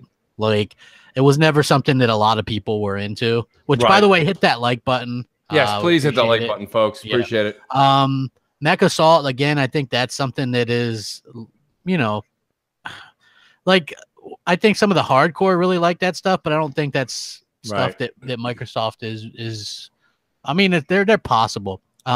Perfect Dark, that's up Microsoft's alley, because think about it this way. That's an IP that they could totally reboot, which is the rumor, and it's more of an action adventure third person thing now. Yeah. Right. No, I agree with you. So that is why they think about what they did with God of War. And this is what I talked about yesterday, because the rumor was that they're working on the reboot for Perfect Dark, but it maybe wasn't going to be at E3. Now the rumor is that they're going to show something at E3, whether it be a trailer or whatever. But think of it more like a Tomb Raider type thing now, right? Like there's still the shooting and there's still that stuff, but it's third person kind of action adventure. Yeah. Right? With some puzzle elements or whatever. So that's the rumor. And that really kind of picks up what Microsoft really wants to do, because it's a female protagonist, you know, and so that's, you know, check, and a strong character, check, well known, has a good name still, and you could really do a good job with that. So that's why I say that could be something that we see. Right. No, I agree. And I think that, Perfect Dark is a game that I'm actually, if it's reboot and done right and a little darker and maybe a little bit more realism comes to it, I think that that's an outstanding game for Microsoft to take and put out there in the forefront. Make that their one of their new must play games on their console. Yeah. But the question is the leadership where. Who's going to oversee that? We keep saying, well, Gallagher's doing something. Well, that's great. Right? I mean, look, he was instrumental in the reboot of Tomb Raider, so I could see him possibly overseeing something like that as well. Yes. And maybe a couple things. Who knows? I'm interested. That's why I'm interested in E3, right? Because we get to see what some of these stuff are, what some of these people are working on, and it's about time we see that stuff. I'm not oblivious to that, right? Because I do. What's funny is I get this a lot. Crap, when you do podcasts, you're a little bit different than when you do your regular videos. When I do regular videos, it's usually I can be happy with the Xbox One X, which I am, right? Yep. I'm playing the hell out of that thing. I love it. The new updates and all that kind of stuff. I love that. The part that I'm disenchanted with is the first party output, and that's what we tend to focus on in the podcast. You know, but I mean, there's plenty of good stuff going on too. No, I totally agree. And well said there, because I mean, a lot of people understand, when you're doing the videos, you're reporting news, or you're like, this just broke, so I'm letting you know about it, and then maybe you'll put your 2 cents on it, but it's a 4 to 7 minute video. Yeah. Podcasting is 2 hours. Me and Crap do it minimum 3 times a week. So that's 6 hours, and usually we're doing a guest appearance, or we're doing a show, or we're doing something on the side. So sometimes you're up to 8-10 hours a week. And E3 week is just crazy. So, which, I mean, people can look forward to seeing you do some BGST stuff then too. So that's right. I will be doing that. Yep. Well, what's weird is because Tim and K Mega are both going to be at E3. Oh, really? Yeah. Well, Tim's always there. Yeah. So it's a little bit less people than even normal. So it's going to be, it's going to be interesting. But it's we always try to help everybody. I think last year, holy hell. Remember last year, we almost podcasted. It must have been 14 Crap, let everybody know. Let everybody know about that. That was wild. So basically what happened was we did the pre-show, and we did that on Mooch's channel. Then we did the live show, where we're reacting live to it on Z's channel. Then we did the after show, but we did the after show for Dealer. He asked for help, so we jumped in there. Then we did one on my channel. And then I was doing some stuff with Console Corner as well, so it was I was doing even more. And then we did the Sony stuff as well. It was incredible. It was a long day. I honestly just felt like I was at E3. I was so tired. It's a lot of work, guys. A lot goes into that. What is it there? I don't know, Sir X-Man wrote something here. We got to pay the bills real quick. Algorithm Arcade says, hey, Mooch, have you tried H1Z1 Battle Royale on PS4 yet? 10 gigabyte download. Open beta is out now. It's actually not bad at all. Algorithm, I've actually been invited by a few folks. Shout out to Oh Snaps, it's Mel. Mel tried to get something together, and I just started playing Detroit Become Human. I was just getting into the story and learning the character, and I got the invite. So I said, Mel, please re-invite me at another time. I'd love to play. Same goes out to you, Algorithmic. If you want to play, by all means, let me know. I'm very much wanting to try H1Z1 Battle Royale. I heard it's very good, or decent, I should say. At the very minimum, it's decent. It's basically PUBG on PlayStation's platform at this point. But yeah, I'm up for it. Crap, what about you? I know you said you'd also like to try it. Yeah, I'd like to try it. If you guys want to try it, man, let me know. I'll hop on that stuff. Give it a try. So yeah, Jay, you want to do another voicemail if you don't mind? Certainly. We've got an old friend that hasn't called in a while, and I'll give you a little story about why he hasn't called in after he says this. Hey, Mooch and Crap, J-Dubs. It's Matty Beast. I'm calling in concerning State of Decay 2 and some of the things that's been out there. It's been a little bit since I've called, but I noticed that if you like State of Decay 2, then you're just lying and damage controlling. And if you hate State of Decay 2, then you just want Microsoft to be better. You just want them to be better, that's all. That's why we're so harsh on it. I haven't played the game, so You haven't heard anything from me, and you won't. I wish people would just play the games, make up their own minds whether they like or don't like something. Twitter is ruining this stuff. It really is. It's unfortunate. I want to know what you guys think, though. You guys have both played it. You've been a little ways into it. You like it, don't like it, you still having issues? Let me know, because I'm interested. Take care. Out. What do you think, Crap? He's right. Here's the thing, unfortunately, right? Oh, okay. It's J-Dubs. You can like you can like the games, like you can like State of Decay 2 and not be damage controlling anything, right? Right. You can like Sea of Thieves and not be damage controlling anything. People like different things. That's right. You know, Well, and I still want Microsoft to do better as well. Yeah. I have something to say. To Jay. Well, go ahead. No, Jay, go ahead. I was just going to say that the reason why we haven't heard from Matty in a while is because he's now living in Germany. Yeah, he's in Europe. I know that. Yep. So, no, because I had a quick conversation with him the other day, and I was shocked to even hear that, and I said it must be military, and he told me yeah, military now, and I said, well, enjoy the beer because they have the best beer. And when he says enjoy the beer, he means plural. Damn right. Yeah. Right. Beers.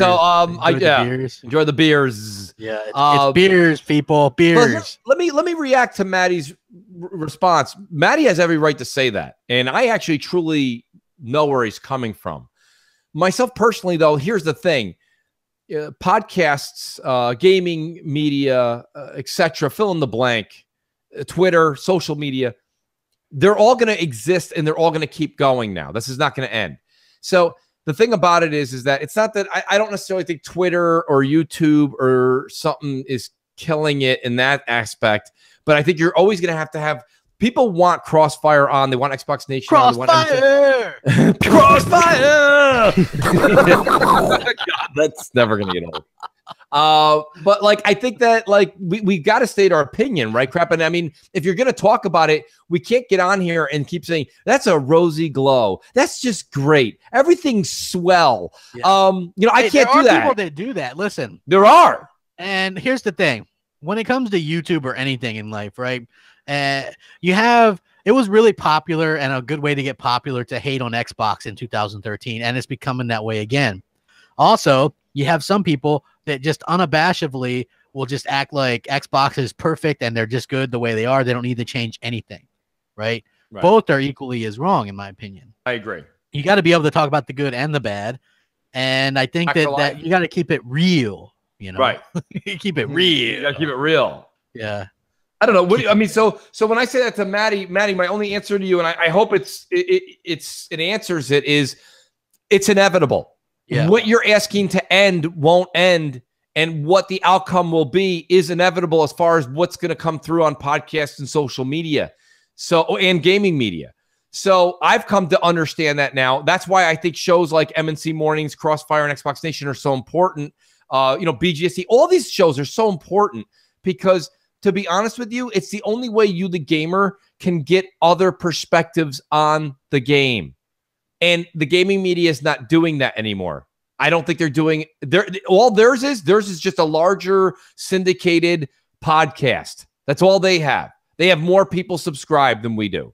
But sometimes when you're listening to that, you can see where the narrative's going with the gaming media. That's why all of the podcasts have a place in people's homes and people's hearts, because they've aligned themselves and feel a little bit more like you do. Like, that's the same way you feel with a certain broadcaster for sports. That morning ride into work, you have your favorite people on your favorite channel, and that's because you just kind of sync with their vibe a little bit more. So, Maddie, I don't think it'll ever go away. Yeah. But you know what? That's the good thing. It won't go away. In one way, it's a great thing. Here's the thing. Also, I know we got a call. The reason why I can be critical of the Xbox, and if anybody knows me, I'm not good at being fake. Right. Yeah, so I can't sit there and go, oh man, I'm gonna go to play. I don't really care about PlayStation. I play PlayStation. I don't give a shit about PlayStation. I prefer Xbox. Right. And so I'm critical of them because I want them to be around and to do better.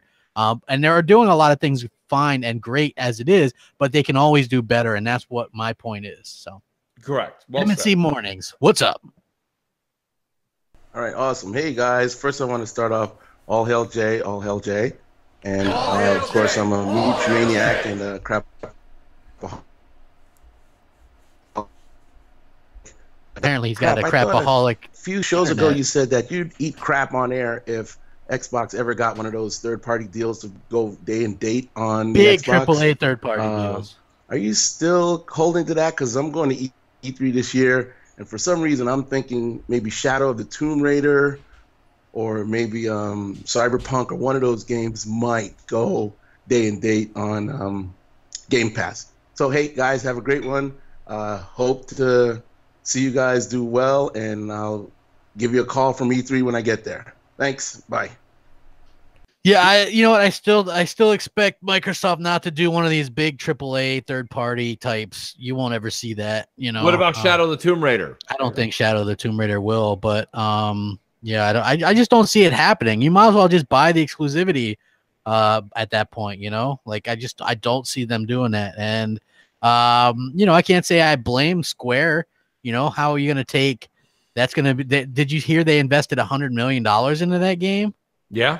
Yeah, I did. That's mind blowing for me. You're not going to make that back off $10 people playing your game for free, basically. I agree with you there. Yeah, you're not going to get $75 to $100 million back in your pocket off of Microsoft getting a few subs that month. Yeah, that's not a games as a service game. You know what I mean? So, but maybe they would get paid crap. You know what it could be? Don't forget when I said that, and when we did bring up the subject, it's not that State of Decay, or it's not State of Decay. Shadow of the Tomb Raider has to get a boatload of money. That every time it gets downloaded on Game Pass, that's when Microsoft would pay. It's just like when you download a games with Gold Game.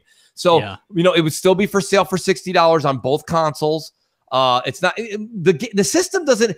That's just more money. Crap. If you said, listen, I always sell to Walmart and I always sell to Target, and I go, well, crap. Listen, I'm a big company too, and I want to have you day and date in my Game Pass. Every time somebody clicks on it, how much do I have to pay you? And you might go, well, as a publisher, I'm making $35 per title. I'll say, okay, I'll give you $35 then every time. So, because what it does is I'm making 10 per, and I might be able to keep these guys everlasting in my system, which makes me more money ultimately. So you don't care because everyone that wants to go buy it at Walmart and Target and GameStop can still do that. But then you're going to make an additional $35 from a service that, why would you care? It's just more money in your pocket. Yeah. I think it's something that can be negotiated. This is what I'm saying. You have to be able to have somebody that can go to a table and cut a deal. I don't know. Right now, I have yet to see Microsoft cut a good deal. The last deal that was cut that was good was Titanfall, okay? Or the original Rise of the Tomb Raider, but was not really, doesn't get my tip of the cap because somebody didn't put in the contract that the publisher / developer couldn't run out and be like, oh, the contract just lasts about 12 months. Then you guys can play it on the other system. What? No, you don't discuss the terms. We didn't know that No Man's Sky. I woke up a couple of Mondays ago and saw No Man's Sky was coming to Xbox. That was, as far as we know, a PlayStation exclusive. You know, PlayStation locks deals down. They lock them down. And that's the one thing Microsoft does not. Stop lighting candles. Stop holding hands. Stop sharing one sugar packet for 2 lattes. Let's go out there, cut a deal. We don't need to know the deal. We don't need to know. All we need to know is Microsoft has it. They own it. Done. Yeah. If it comes to PlayStation in 12 months, good for them. The problem is most people at this point assume that anything third party will eventually come to PlayStation. So. Right. There's absolutely no faith in Microsoft keeping it now at all. I hardly have faith in Halo and stuff staying on Xbox only. You know what I mean? Like, I know you said it to me all the time as a joke. Yeah. You're like, well, I'm just getting ready for Halo on my PS Vita. Well, here's the thing. I'm only kidding. Sony would be down for it. Microsoft would, right? Because I do fully believe we might see something Switch related this year at E3 that they're going to do. Yeah. Why do I feel like the Nintendo Xbox merger that we keep hearing rumors about is all like Nintendo getting everything and Xbox getting like nothing? Nintendo's going to get they're going to get Xbox games and Banjo-Kazooie on Smash Brothers, and we're going to get squat. You know, we're going to get Bowser in Killer Instinct. Hold it down, Moose. Bowser. Megaton. Boom. That is, man. That's a Megaton, Jay. That's incredible. You know what I mean? Like, that's just ridiculous. Yeah. Like, I mean, you know, we're very proud to say here at Xbox that Bowser will now be in Killer Instinct. And the audience is looking around. I can see Bam going, yes. Yeah. Awesome. You know, I can see you doing that GIF where the guy's punching the buttons. Yes, that's of course I will be. I don't get that. Killer Instinct, though, by the way. Oh, yeah. Yeah. Killer Instinct needs to adapt the whole, like, whatever Mortal Kombat has going on with that functionality that works so well. Killer Instinct just feels very stiff. If they put Master Chief in Mario Kart, man, I'd be kind of mad. To be Did you see Def Jam Bam in the chat? He goes, Mooch, hell no. you wouldn't be excited about getting Bowser and Killer Instinct? That's the merge. Phil cut a deal. You know, Bowser, Banjo-Kazooie and everything else is going to be on the Switch day and date. And we're going to get Bowser and Princess and Mario in Killer Instinct. Yep, exactly. I'm looking forward to it. Let's play another voicemail. DJ Singh goes, Wario. We'll get Wario. Or Waluigi. Or Waluigi. So we have a new caller. He goes by Middle-Aged Gamer Guy. Ah. Nice. Hey, Mooch, Crab, J-Dubs. It's Middle-Aged Game Guy calling to you from Toronto, Canada. I just want your thoughts and opinions on something. And I know we've talked about it a million times, but, you know, when Sony started off this generation, they didn't have much, but they gave players hope, just like Boom said a couple days ago, or a week ago. And, you know, and they succeeded. Everywhere you looked, PS4. They had Call of Duty. They had all these other games, Destiny, all these other games, right? And now that Microsoft is in this slump, and I mean, they're releasing a couple of AA titles and everything else, and yeah, they got these, you know, games coming in 2-3 years. How come they're not sitting around right now getting paid hundreds of thousands, if not millions of dollars, and I'm sitting on my ass and I'm coming up with these ideas? Can you imagine if, I mean, it can't be done now, but can you imagine if Phil walks up at E3 and says, Call of Duty is coming back to Xbox. Oh, and by the way, we paid $200 million for it? But every single Call of Duty up until Infinite Warfare will be available on Game Pass. Boom! Megaton! People would forget about all the bad press.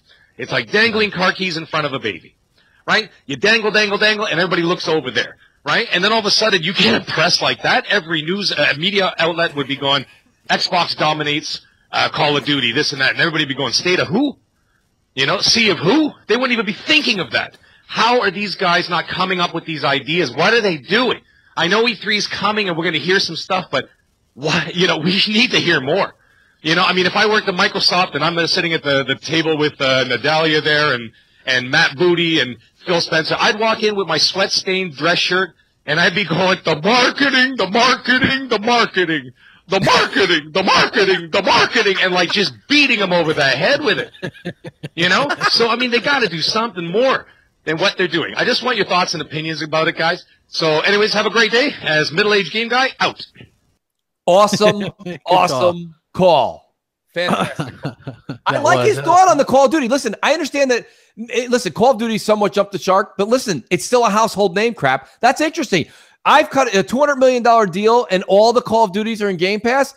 You will see people start getting Game Pass. I mean, man, why not? I don't know, because $200 million could fund 5-6 exclusives. Wouldn't you rather have 5-6 They need something just like the way Minecraft brings cash in, crap. They need something on Game Pass that brings cash in all the time. So that's its own entity. It's an investment within itself. Look, he's saying Call of Duty. He said 200 million. Okay, it wouldn't need to be that much. I don't know, man. They pay like they were paying 50 million just to be able to get the maps a month early. Right.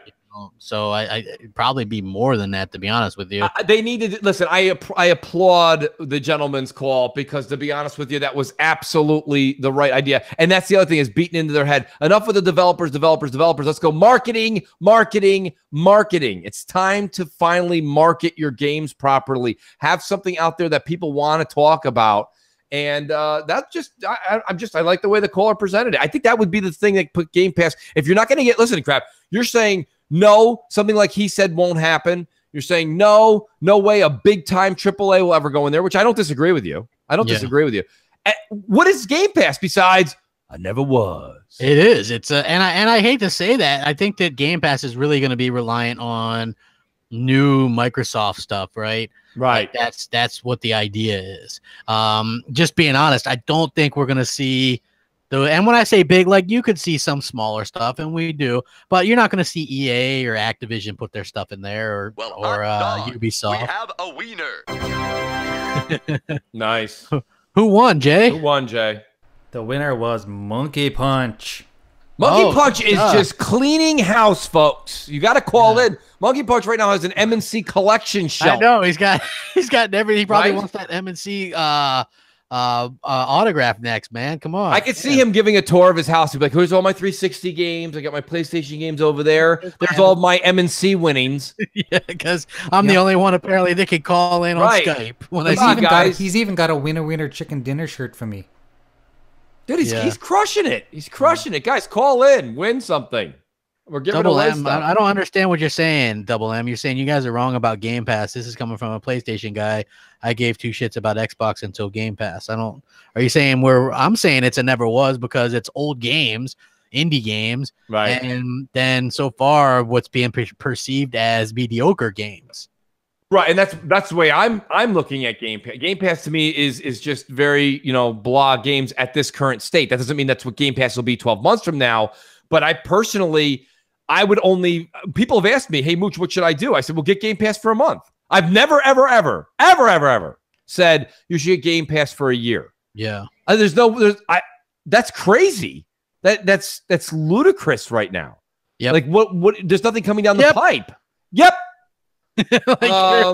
There is. I'm just being honest too, man. There is not really much in terms of to really sell you on. If you're not into the service type games, what is there? I mean, honestly, it's kind of a running joke with us. Grave, he always asked, "Is that in Game Pass?" And he's serious. He's serious. Yeah. And you're always, it's always funny because it's almost like the parent talking to the kid because he's always asking you crap, and then you're like, No, it's not. You know what I mean? It's almost like, it's like a kid talking about like Santa Claus with his dad. You know what I mean? He's like, does this come in this minute? No, sorry. Sorry about that. I remember he was like, well, is with that I thought he said Shadow the Tomb Raider was one he had asked. And then he asked about that. And he also asked about that Senua's Sacrifice game, Hellblade. Oh, Hellblade, yes. Yeah, he's like, is that game? And I'm like, no. That would have been good. That would have been good to throw in there. I mean, because it was already a year. It was already a year old. Yeah. And crap, it got a lot of headlines. You know what would have been really good for Game Pass, I think, to be honest with you? No Man's Sky. Yes, No Man's Sky. Me and you both talked about, here's the thing. I played No Man's Sky on the PS4. Bad. Very, very, very bad. This new No Man's Sky, and I'm probably going to get shit for this, looks okay. It does look okay. I'd like to see more before I give it a mooch approval. Because he's like, there is multiplayer. Is it like you actually see somebody else on there, or is it like a little glowing dot? So I think that would have been a good game to put on there, right? Hellblade would have been a good game to put on there. This is the problem. If you can't even get those games, what the hell chance do you got getting a new AAA game? Right. Rack them up. Double M, he goes, your perspective is off. If you've never played the Xbox stuff, it is huge. No, Double M, I see where you're coming from. I'm not saying you're wrong. I can't say you're not enjoying those games on Game Pass. I'm sure you are. But realistically, when you look at it, what it looks like to me is like when you walk into Target or Walmart and they have that big bin that says $6.99 with a smiley face. It's not really smiling. And it's just a bunch of hodgepodge shit in there.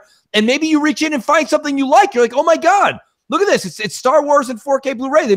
Someone must have just threw this in. They had one extra. They threw it in there. That's cool. But then you also look in there. There's loofahs, right? There's things that, there's toenail clippers. You're like, come on, what is this? A lamp shade, something, a welcome to Target like sticker. You're like, what is this stuff in here? It's just a hodgepodge of games that don't really get a lot of gamers excited. It doesn't mean that there's nothing in there for you. But it doesn't really appease to the masses, I think. I could be wrong. What do I know? You see that Game Pass numbers spike when new games come out, like State of Decay 2 and Sea of Thieves. And then the minute the first month goes, boom, they plummet. So I don't know. We'll see. It's the jury's still out. We do have another voicemail. Yeah, we should take one. Jay may be getting a call. Yeah, he might be taking a call. I don't know. But I mean, that's why we always say it's a never was. Sir X-Man in the chat says Sony was beta testing No Man's Sky for us. So I'll agree with that. Sir X-Man. Just like we beta test PUBG for them. PUBG, yes, we're doing the PUBG beta test. Yeah. Yes. M&C Mornings, what's up? Come on down. Hey, what's up, Mooch? What's up, Crap? J-Dub, it's your boy Gaming Forte. Just wanted to say happy holidays to all you guys out there. Make sure you guys stay throughout the weekend. My biggest thing is I wanted to talk to you guys and ask you a question about how Microsoft has been handling the way that they're announcing their new games and stuff. With the whole Miami Street fiasco that's going on, I don't care about the game, but I remember Microsoft saying that they was going to bring all of their games across all platforms. And this is starting to sound like a bad precedent, because overall, this is the second game that's been exclusive to like Windows PC platform and not coming over to the Xbox. And I don't want to see a game that we really do care about actually go over to Windows PC and never make it over to the Xbox platform. Do you think this is something that we need to really worry about? Is this going to be just something that's going on right now, or is it something that's going to be going on in the future too? Hope to see you guys throughout the week and hear what you got to say. Have a good weekend, guys, and stay safe. What do you think, Crap?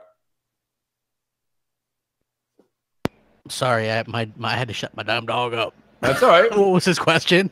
Oh, well, I didn't get all of it. Jay, do you have his question? I was writing in the chat. Sorry, I was kind of busy looking at other things. Strike three. No, I think I'm trying to get what I was writing down one of his notes, and then I was starting to write somebody, so I didn't get it. Play it again, Jay, if you don't mind. Well, that was live. Oh, I thought it was a voicemail. No, that was live. Oh, my man. I apologize. Okay, Gaming Forte, if you're in the chat, please type it to the guys. Yeah, Gaming Forte, definitely type it out. Shout out to Gaming Forte, by the way, because he's hit me up on, I believe, PlayStation, Xbox. The dude's everywhere in gaming. Like, every time I turn around, he's writing on Twitter. He's very vocal in the community. Just hit that question. I know, right? Irrelevant Native loves it. He's like, come on, man. No, I was writing something, and I wasn't paying attention. For some reason, my dog was barking, so I was like wondering what the hell was going on. So, but yeah, long story longer. I'm sure he'll get it to us. Gaming Forte is awesome, dude. I can't tell you how many PlayStation invites I'm getting right now. Crap, the phone is just going off the hook. That's the other thing. I'm writing to people. I don't have mine. I don't have mine hooked to my phone, thankfully. So. Oh, you don't have the app? No, I don't. Oh, I do the app because I'm not on PlayStation enough to actually say, oh, let me see who's the requests coming through the phone are a lot easier. Yeah. Yeah. True Racer goes, shut that damn dog up. Basically, I was like, I came out of the blue. I was like, what the hell? Thank you. Yes, Delilah. Thank you. Delilah always, she's like she takes care of everything for us. Thank you, Delilah. She says basically what he was saying was games are going to PC instead of Xbox. The two games, Miami Street. Thank you. And I really want to kind of. Yeah, that Miami thing was realistically more of a phone type thing. So. Right. And I mean, no, here's my problem. Xbox is saying PC and Xbox are the same. They're not. This is where I'm getting upset. I'm getting a little frustrated. If they want to come out there and say Xbox is PC and PC is Xbox, then why is it good game, bad game, indifferent? It doesn't matter. Age of Empires should be on Xbox. I don't care if it sells 8 copies. Remember? Well, if it's on Windows 10, we can switch it over to Xbox or PC in a matter of 18 minutes, or the fastest you can eat 12 hot wings. What? Okay, so if you can do that so quick, remember the Forza guy? I got Forza 6 or Forza 5 running on the Xbox in 3 minutes. Okay, great. So if you can do that, then port over Age of Empire. I don't care if 8 people buy it. I don't care. It doesn't cost you anything. Do it.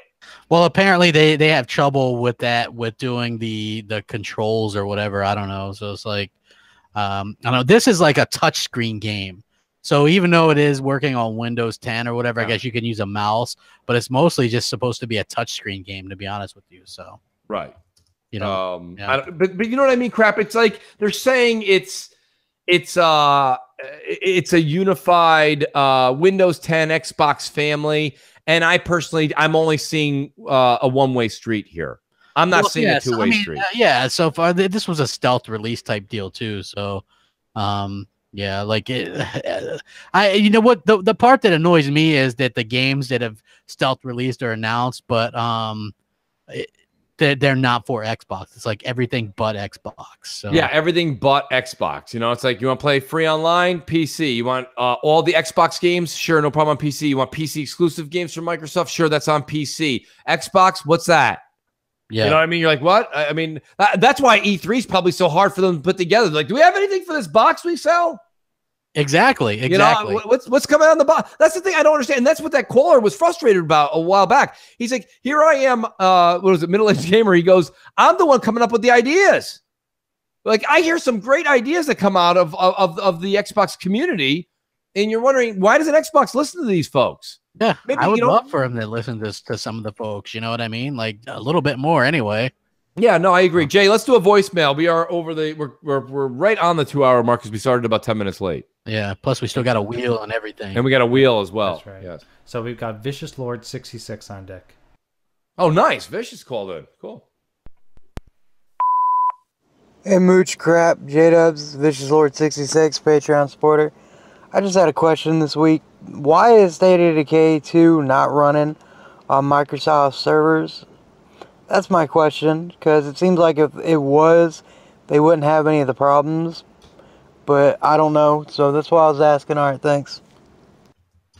Yeah, I mean, we kind of addressed that earlier. It's a bit of a mystery, to be honest with you. Let's take another call because we did address that one already. Yeah. It is a mystery, and believe me, caller, there's not many people excited or happy that they didn't use the Azure server. Yeah, it's a good idea we do another one because this is our old friend Xbox Trigger, and I think I missed him from last week for some reason. Oh, let's get Trigger in there. Yeah, it's been a while since we heard from Trigger.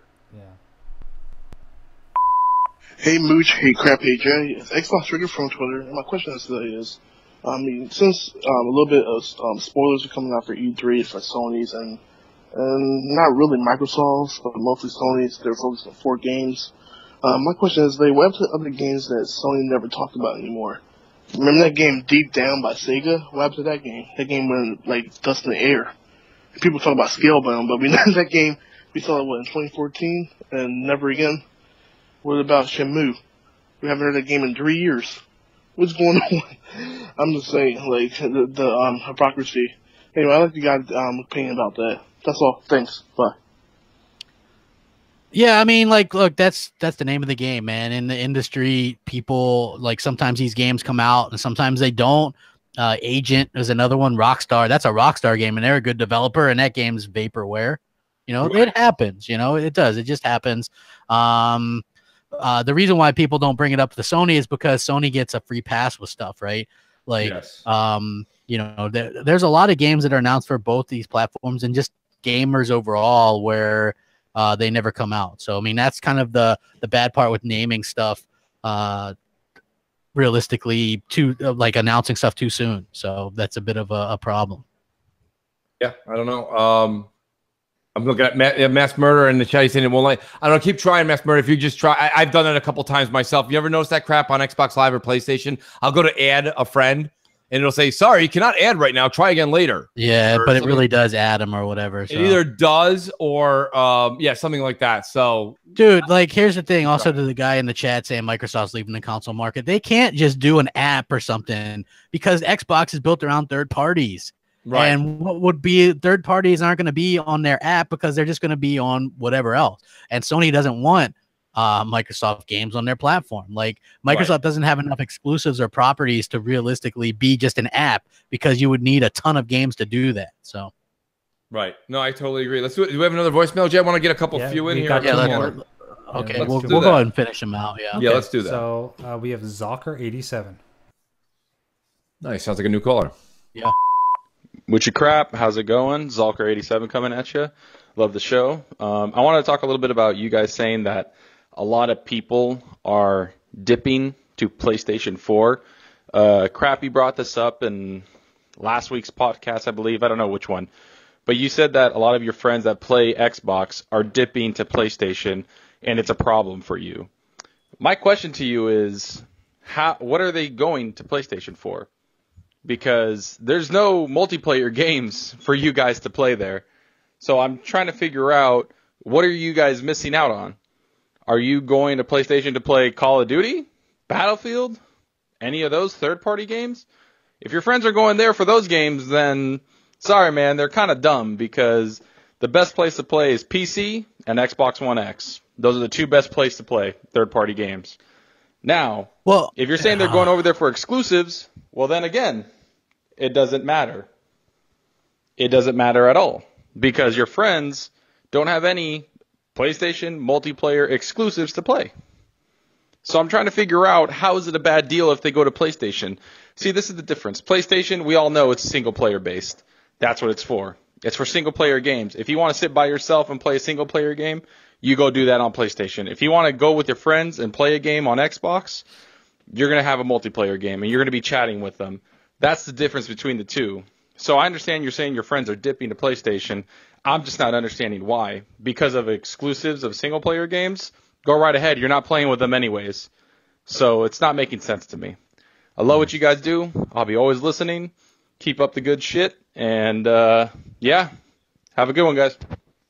I get what you're saying, but here's the thing. Most people play Call of Duty or Battlefield or whatever, and getting them to go, oh, well, why should I stay with Xbox? Well, because live is better. A lot of people don't realize this, right? Or, you know, they just think of an online network as an online network, and people don't want to pay $60 a year on both, right? So if you're getting these single player exclusives that you like, and you can still play your Call of Duty and your Battlefield on PlayStation, why do you need an Xbox? That's some of my friends thinking. Right. And I'm with crap on that. Like, the other thing is you got to remember, to the caller who just called in, I understand he's saying if you already had an Xbox and you switch over, that's true. But a lot of times people will switch over and then they won't come back, and they may start buying Call of Duty or Battlefield over there. Yeah, you're right. It looks better on Xbox. But once they start to form new relationships and if friends go over, that happened to a couple of my friends. And I got to say, they did come back to Xbox, but you should see how they walk like a fine line. There was my 360 friends that were hardcore. They didn't have a PS3. They had only a 360. Then this generation, they decided to go PS4. And I told them, you know, you guys know, I've been with you guys for the whole duration of this generation for the most time. And I'm like, guys, no, really, the games are better. The controller's better. You guys heard the whole spiel. And they're like, yeah, but I like what Sony's doing. Plus, I can get the multi-platform and I can get the exclusives. And they stayed over there. They eventually came back with the X. But I still see them when I turn on. They're still playing some of the multi-plats on PlayStation. And that's surprising and alarming to me, because I'm like, these guys were diehard Xbox. Yeah. So don't get me wrong. The caller's not wrong. And I see where the caller's scratching their head going, wait, that's not making sense.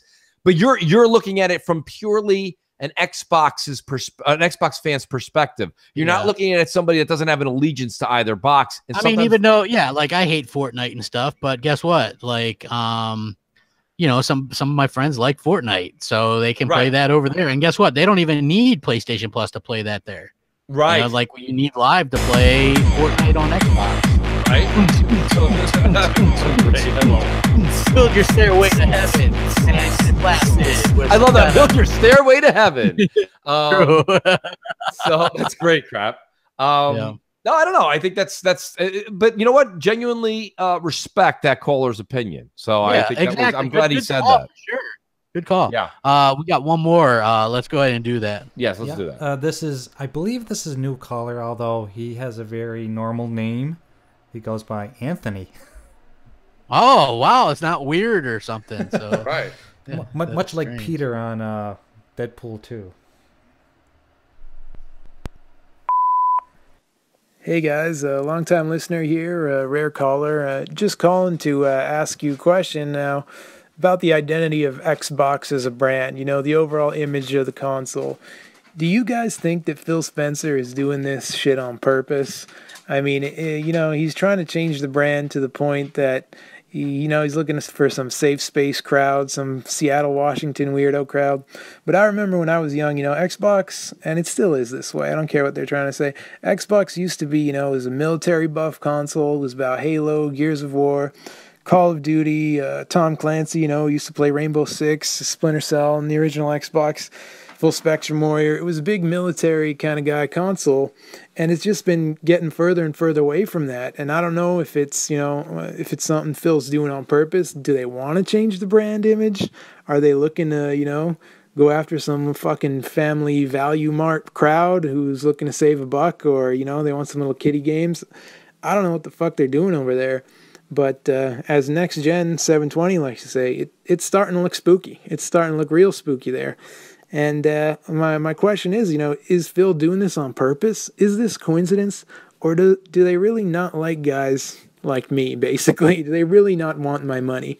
Because, you know, it's honestly, it's disgusting to see the way they act on Twitter against our president, against Trump. And also just to see the way they treat their own fans. I mean, I saw the one with Mikey Barra there going after Crap Gamer, but why the fuck is it every time that they go on one of their little rants, one of their little tirades, it's always against the Xbox fan? Why is it always against us? You throw your own fans under the bus, you throw your own customers under the bus. Oh, don't be a fanboy, but it's always don't be an Xbox fanboy. It's like these corporate cocksuckers are honestly like laughing at us for buying their console. I mean, it's starting to get bad. And I mean, they got to get off Twitter, man. It's getting weird, man. It's looking spooky. But thanks for the show, guys. Always love it. I love listening every week. Thank you. Bye. That's a deep call. I mean, yeah, it is. It's a pretty interesting call for sure. I've always said that Microsoft is a little bit soft with some of their stuff, and I stick by that.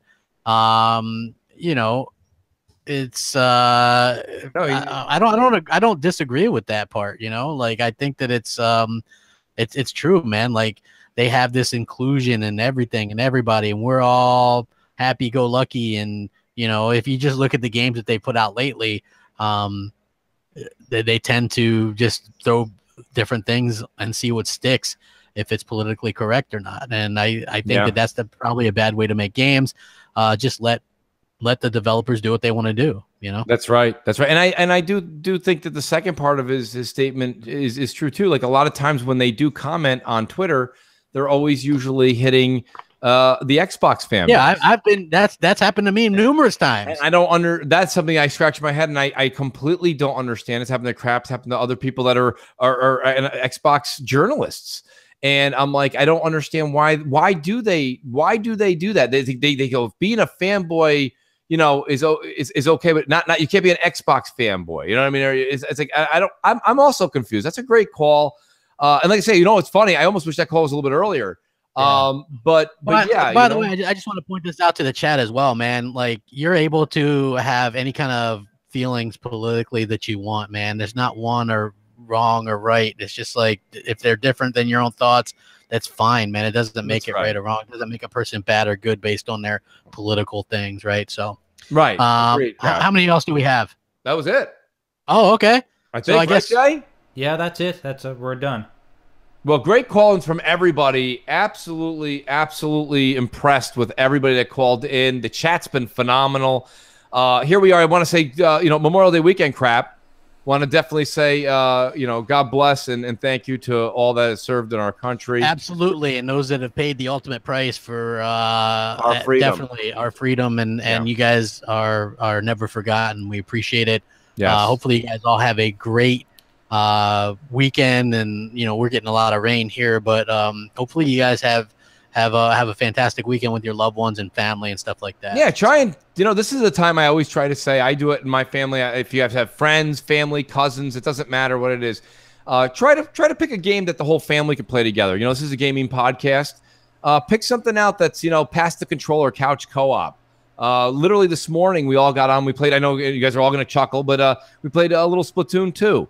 And everybody was really just having a good time. We weren't looking at the wins and losses. It wasn't this or that. It was just a lot of good times. And That's a good game. It is a good game. And I think Memorial Day weekend's a great weekend to spend with anybody, good friends, family, and pick a game up that's couch co-op. Do a little old school. If you guys are all new young 21, 22-year-olds, you're like, we don't really do that. Try it out. There's games like Overcooked that are like $6. There's games out there on Xbox and Sony you can try out, Nintendo, and I encourage that. But Jay, we'll do the wheel, and I want to thank everybody again and enjoy their holiday weekend. Yeah, I have a very special wheel this week in celebration of State of Decay 2.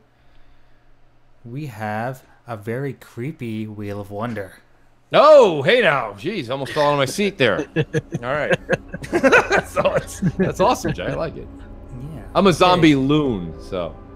Excellent. Okay, so let's spin it. Here we go. Look at that. That sound is nice. That's a creepy. Yeah, some creepy Ferris wheel music. I like that. This. Who do we got? Jay Yoon. Jay Yoon! Man. Nice. Bringing it back. Look at that. He gets flushed one week and wins the next. Right? Jay Wood, you never know what you're going to get. That's redemption. Exactly. It's like a box of chocolates. Moochie Crap is like a box of chocolates. You never know what you're going to get. That's great. Yeah, so what should we close out the show with? What do you think? I think we should close out the show with. Maybe we should do. I wanted to do like either an ad or some sort of. Do we have that commercial for that? The Xbox One X Ultimate Edition, the collector's edition with the collector's edition we did last week. I know we did one last week too. Last right? week was the exclusive Halo. Oh, we should do that one. Let's do that one. Yeah, before we're getting closer to E3 and people need to know what's exclusive. So let's run that ad, Jay. I'm trying to remember which one was that again? It was the arcade one. Oh, the arcade. Yes, we can definitely do that. Let's do that into the outro, and then listen, guys. I'm going to be on Xbox Live the better part of tonight and a lot of tomorrow, playing Dark Souls and some other good stuff. So hit me up if you see me on there, and I may even be on PlayStation playing a little Detroit. We'll see what happens. You see me, hit me up. Awesome. Well, thank you very much for everyone showing up, and I'm going to just plug this away again. You're looking for Jay, just before you do it, I'm sorry, I wanted you to do it real quick. We do have to pay the bills. Shout out to Ray Barada and Sir X-Man, who both gave $5 in the super chat. And Ray Barada says, great show, gentlemen. I've no doubt Microsoft will bring it at E3. Have a great weekend. Mooch Maniacs rules. And thank you to Sir X-Man. Really appreciate it. Anyway, I was going to say, if you're looking for gamer picks, xboxgamerpicks.com, and I do banners, intros. I do everything, and at some point I'm going to have all that stuff on the site as well. But until then, if you're trying to look for me, you can get me on Twitter at graphic_god and on xboxgamerpicks.com. Absolutely. Enjoy your weekend, folks. Yes.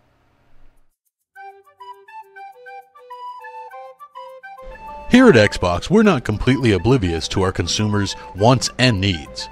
We've heard loud and clear the call to action that you gamers and fans want new exclusive games and you want them sooner rather than later. A lot of time and effort goes into these games, and oftentimes we spend upwards of a few $100s per exclusive game that we create. Throw in another $20 for advertising budget and you can see how quickly it all adds up. Well, we're happy to announce right here, right now, that we've got 2 brand new exclusives for Xbox fans. That's right, you wanted Rise 2, and we've delivered. You wanted Gears of War 5, and we've delivered that as well. Starting this summer, head over to any Dave & Buster's or Chuck E. Cheese locations and play these amazing new exclusive titles. Don't ever let anyone say Microsoft doesn't listen to their fans. 2 huge new exclusive games. Sure, they aren't on Xbox, but we believe we can tap into a market that's not been popular since 1987. Remember, our new slogan is, we here at Xbox make some games, and I guess some of them are even okay. Until next time, game on!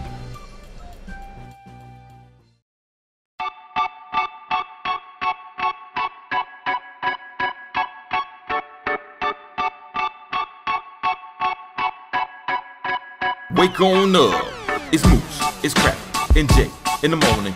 Wipe your eye boogies, get your coffee finished yawning. This is Mooch and Crap Show. Wake up, let us begin with gaming news, skits, and call-ins from all the fans. No matter where you at, Cali or Pakistan, New York or New Guinea, this is where it's at. These are Xbox dudes with Xbox views on slander and hate towards Xbox news. This is Mooch and Crap Show for the people, and they coming with it. Now do you understand? Now do you get it? Ponies love to lie and PC fans won't admit it, but Xbox hate is real and they all with it. Call in, let it ring in. We here to rock, we here to win. It's about the games, it's about the pride. Now Xbox community, come on, let's rock. Mooch and Crap Show.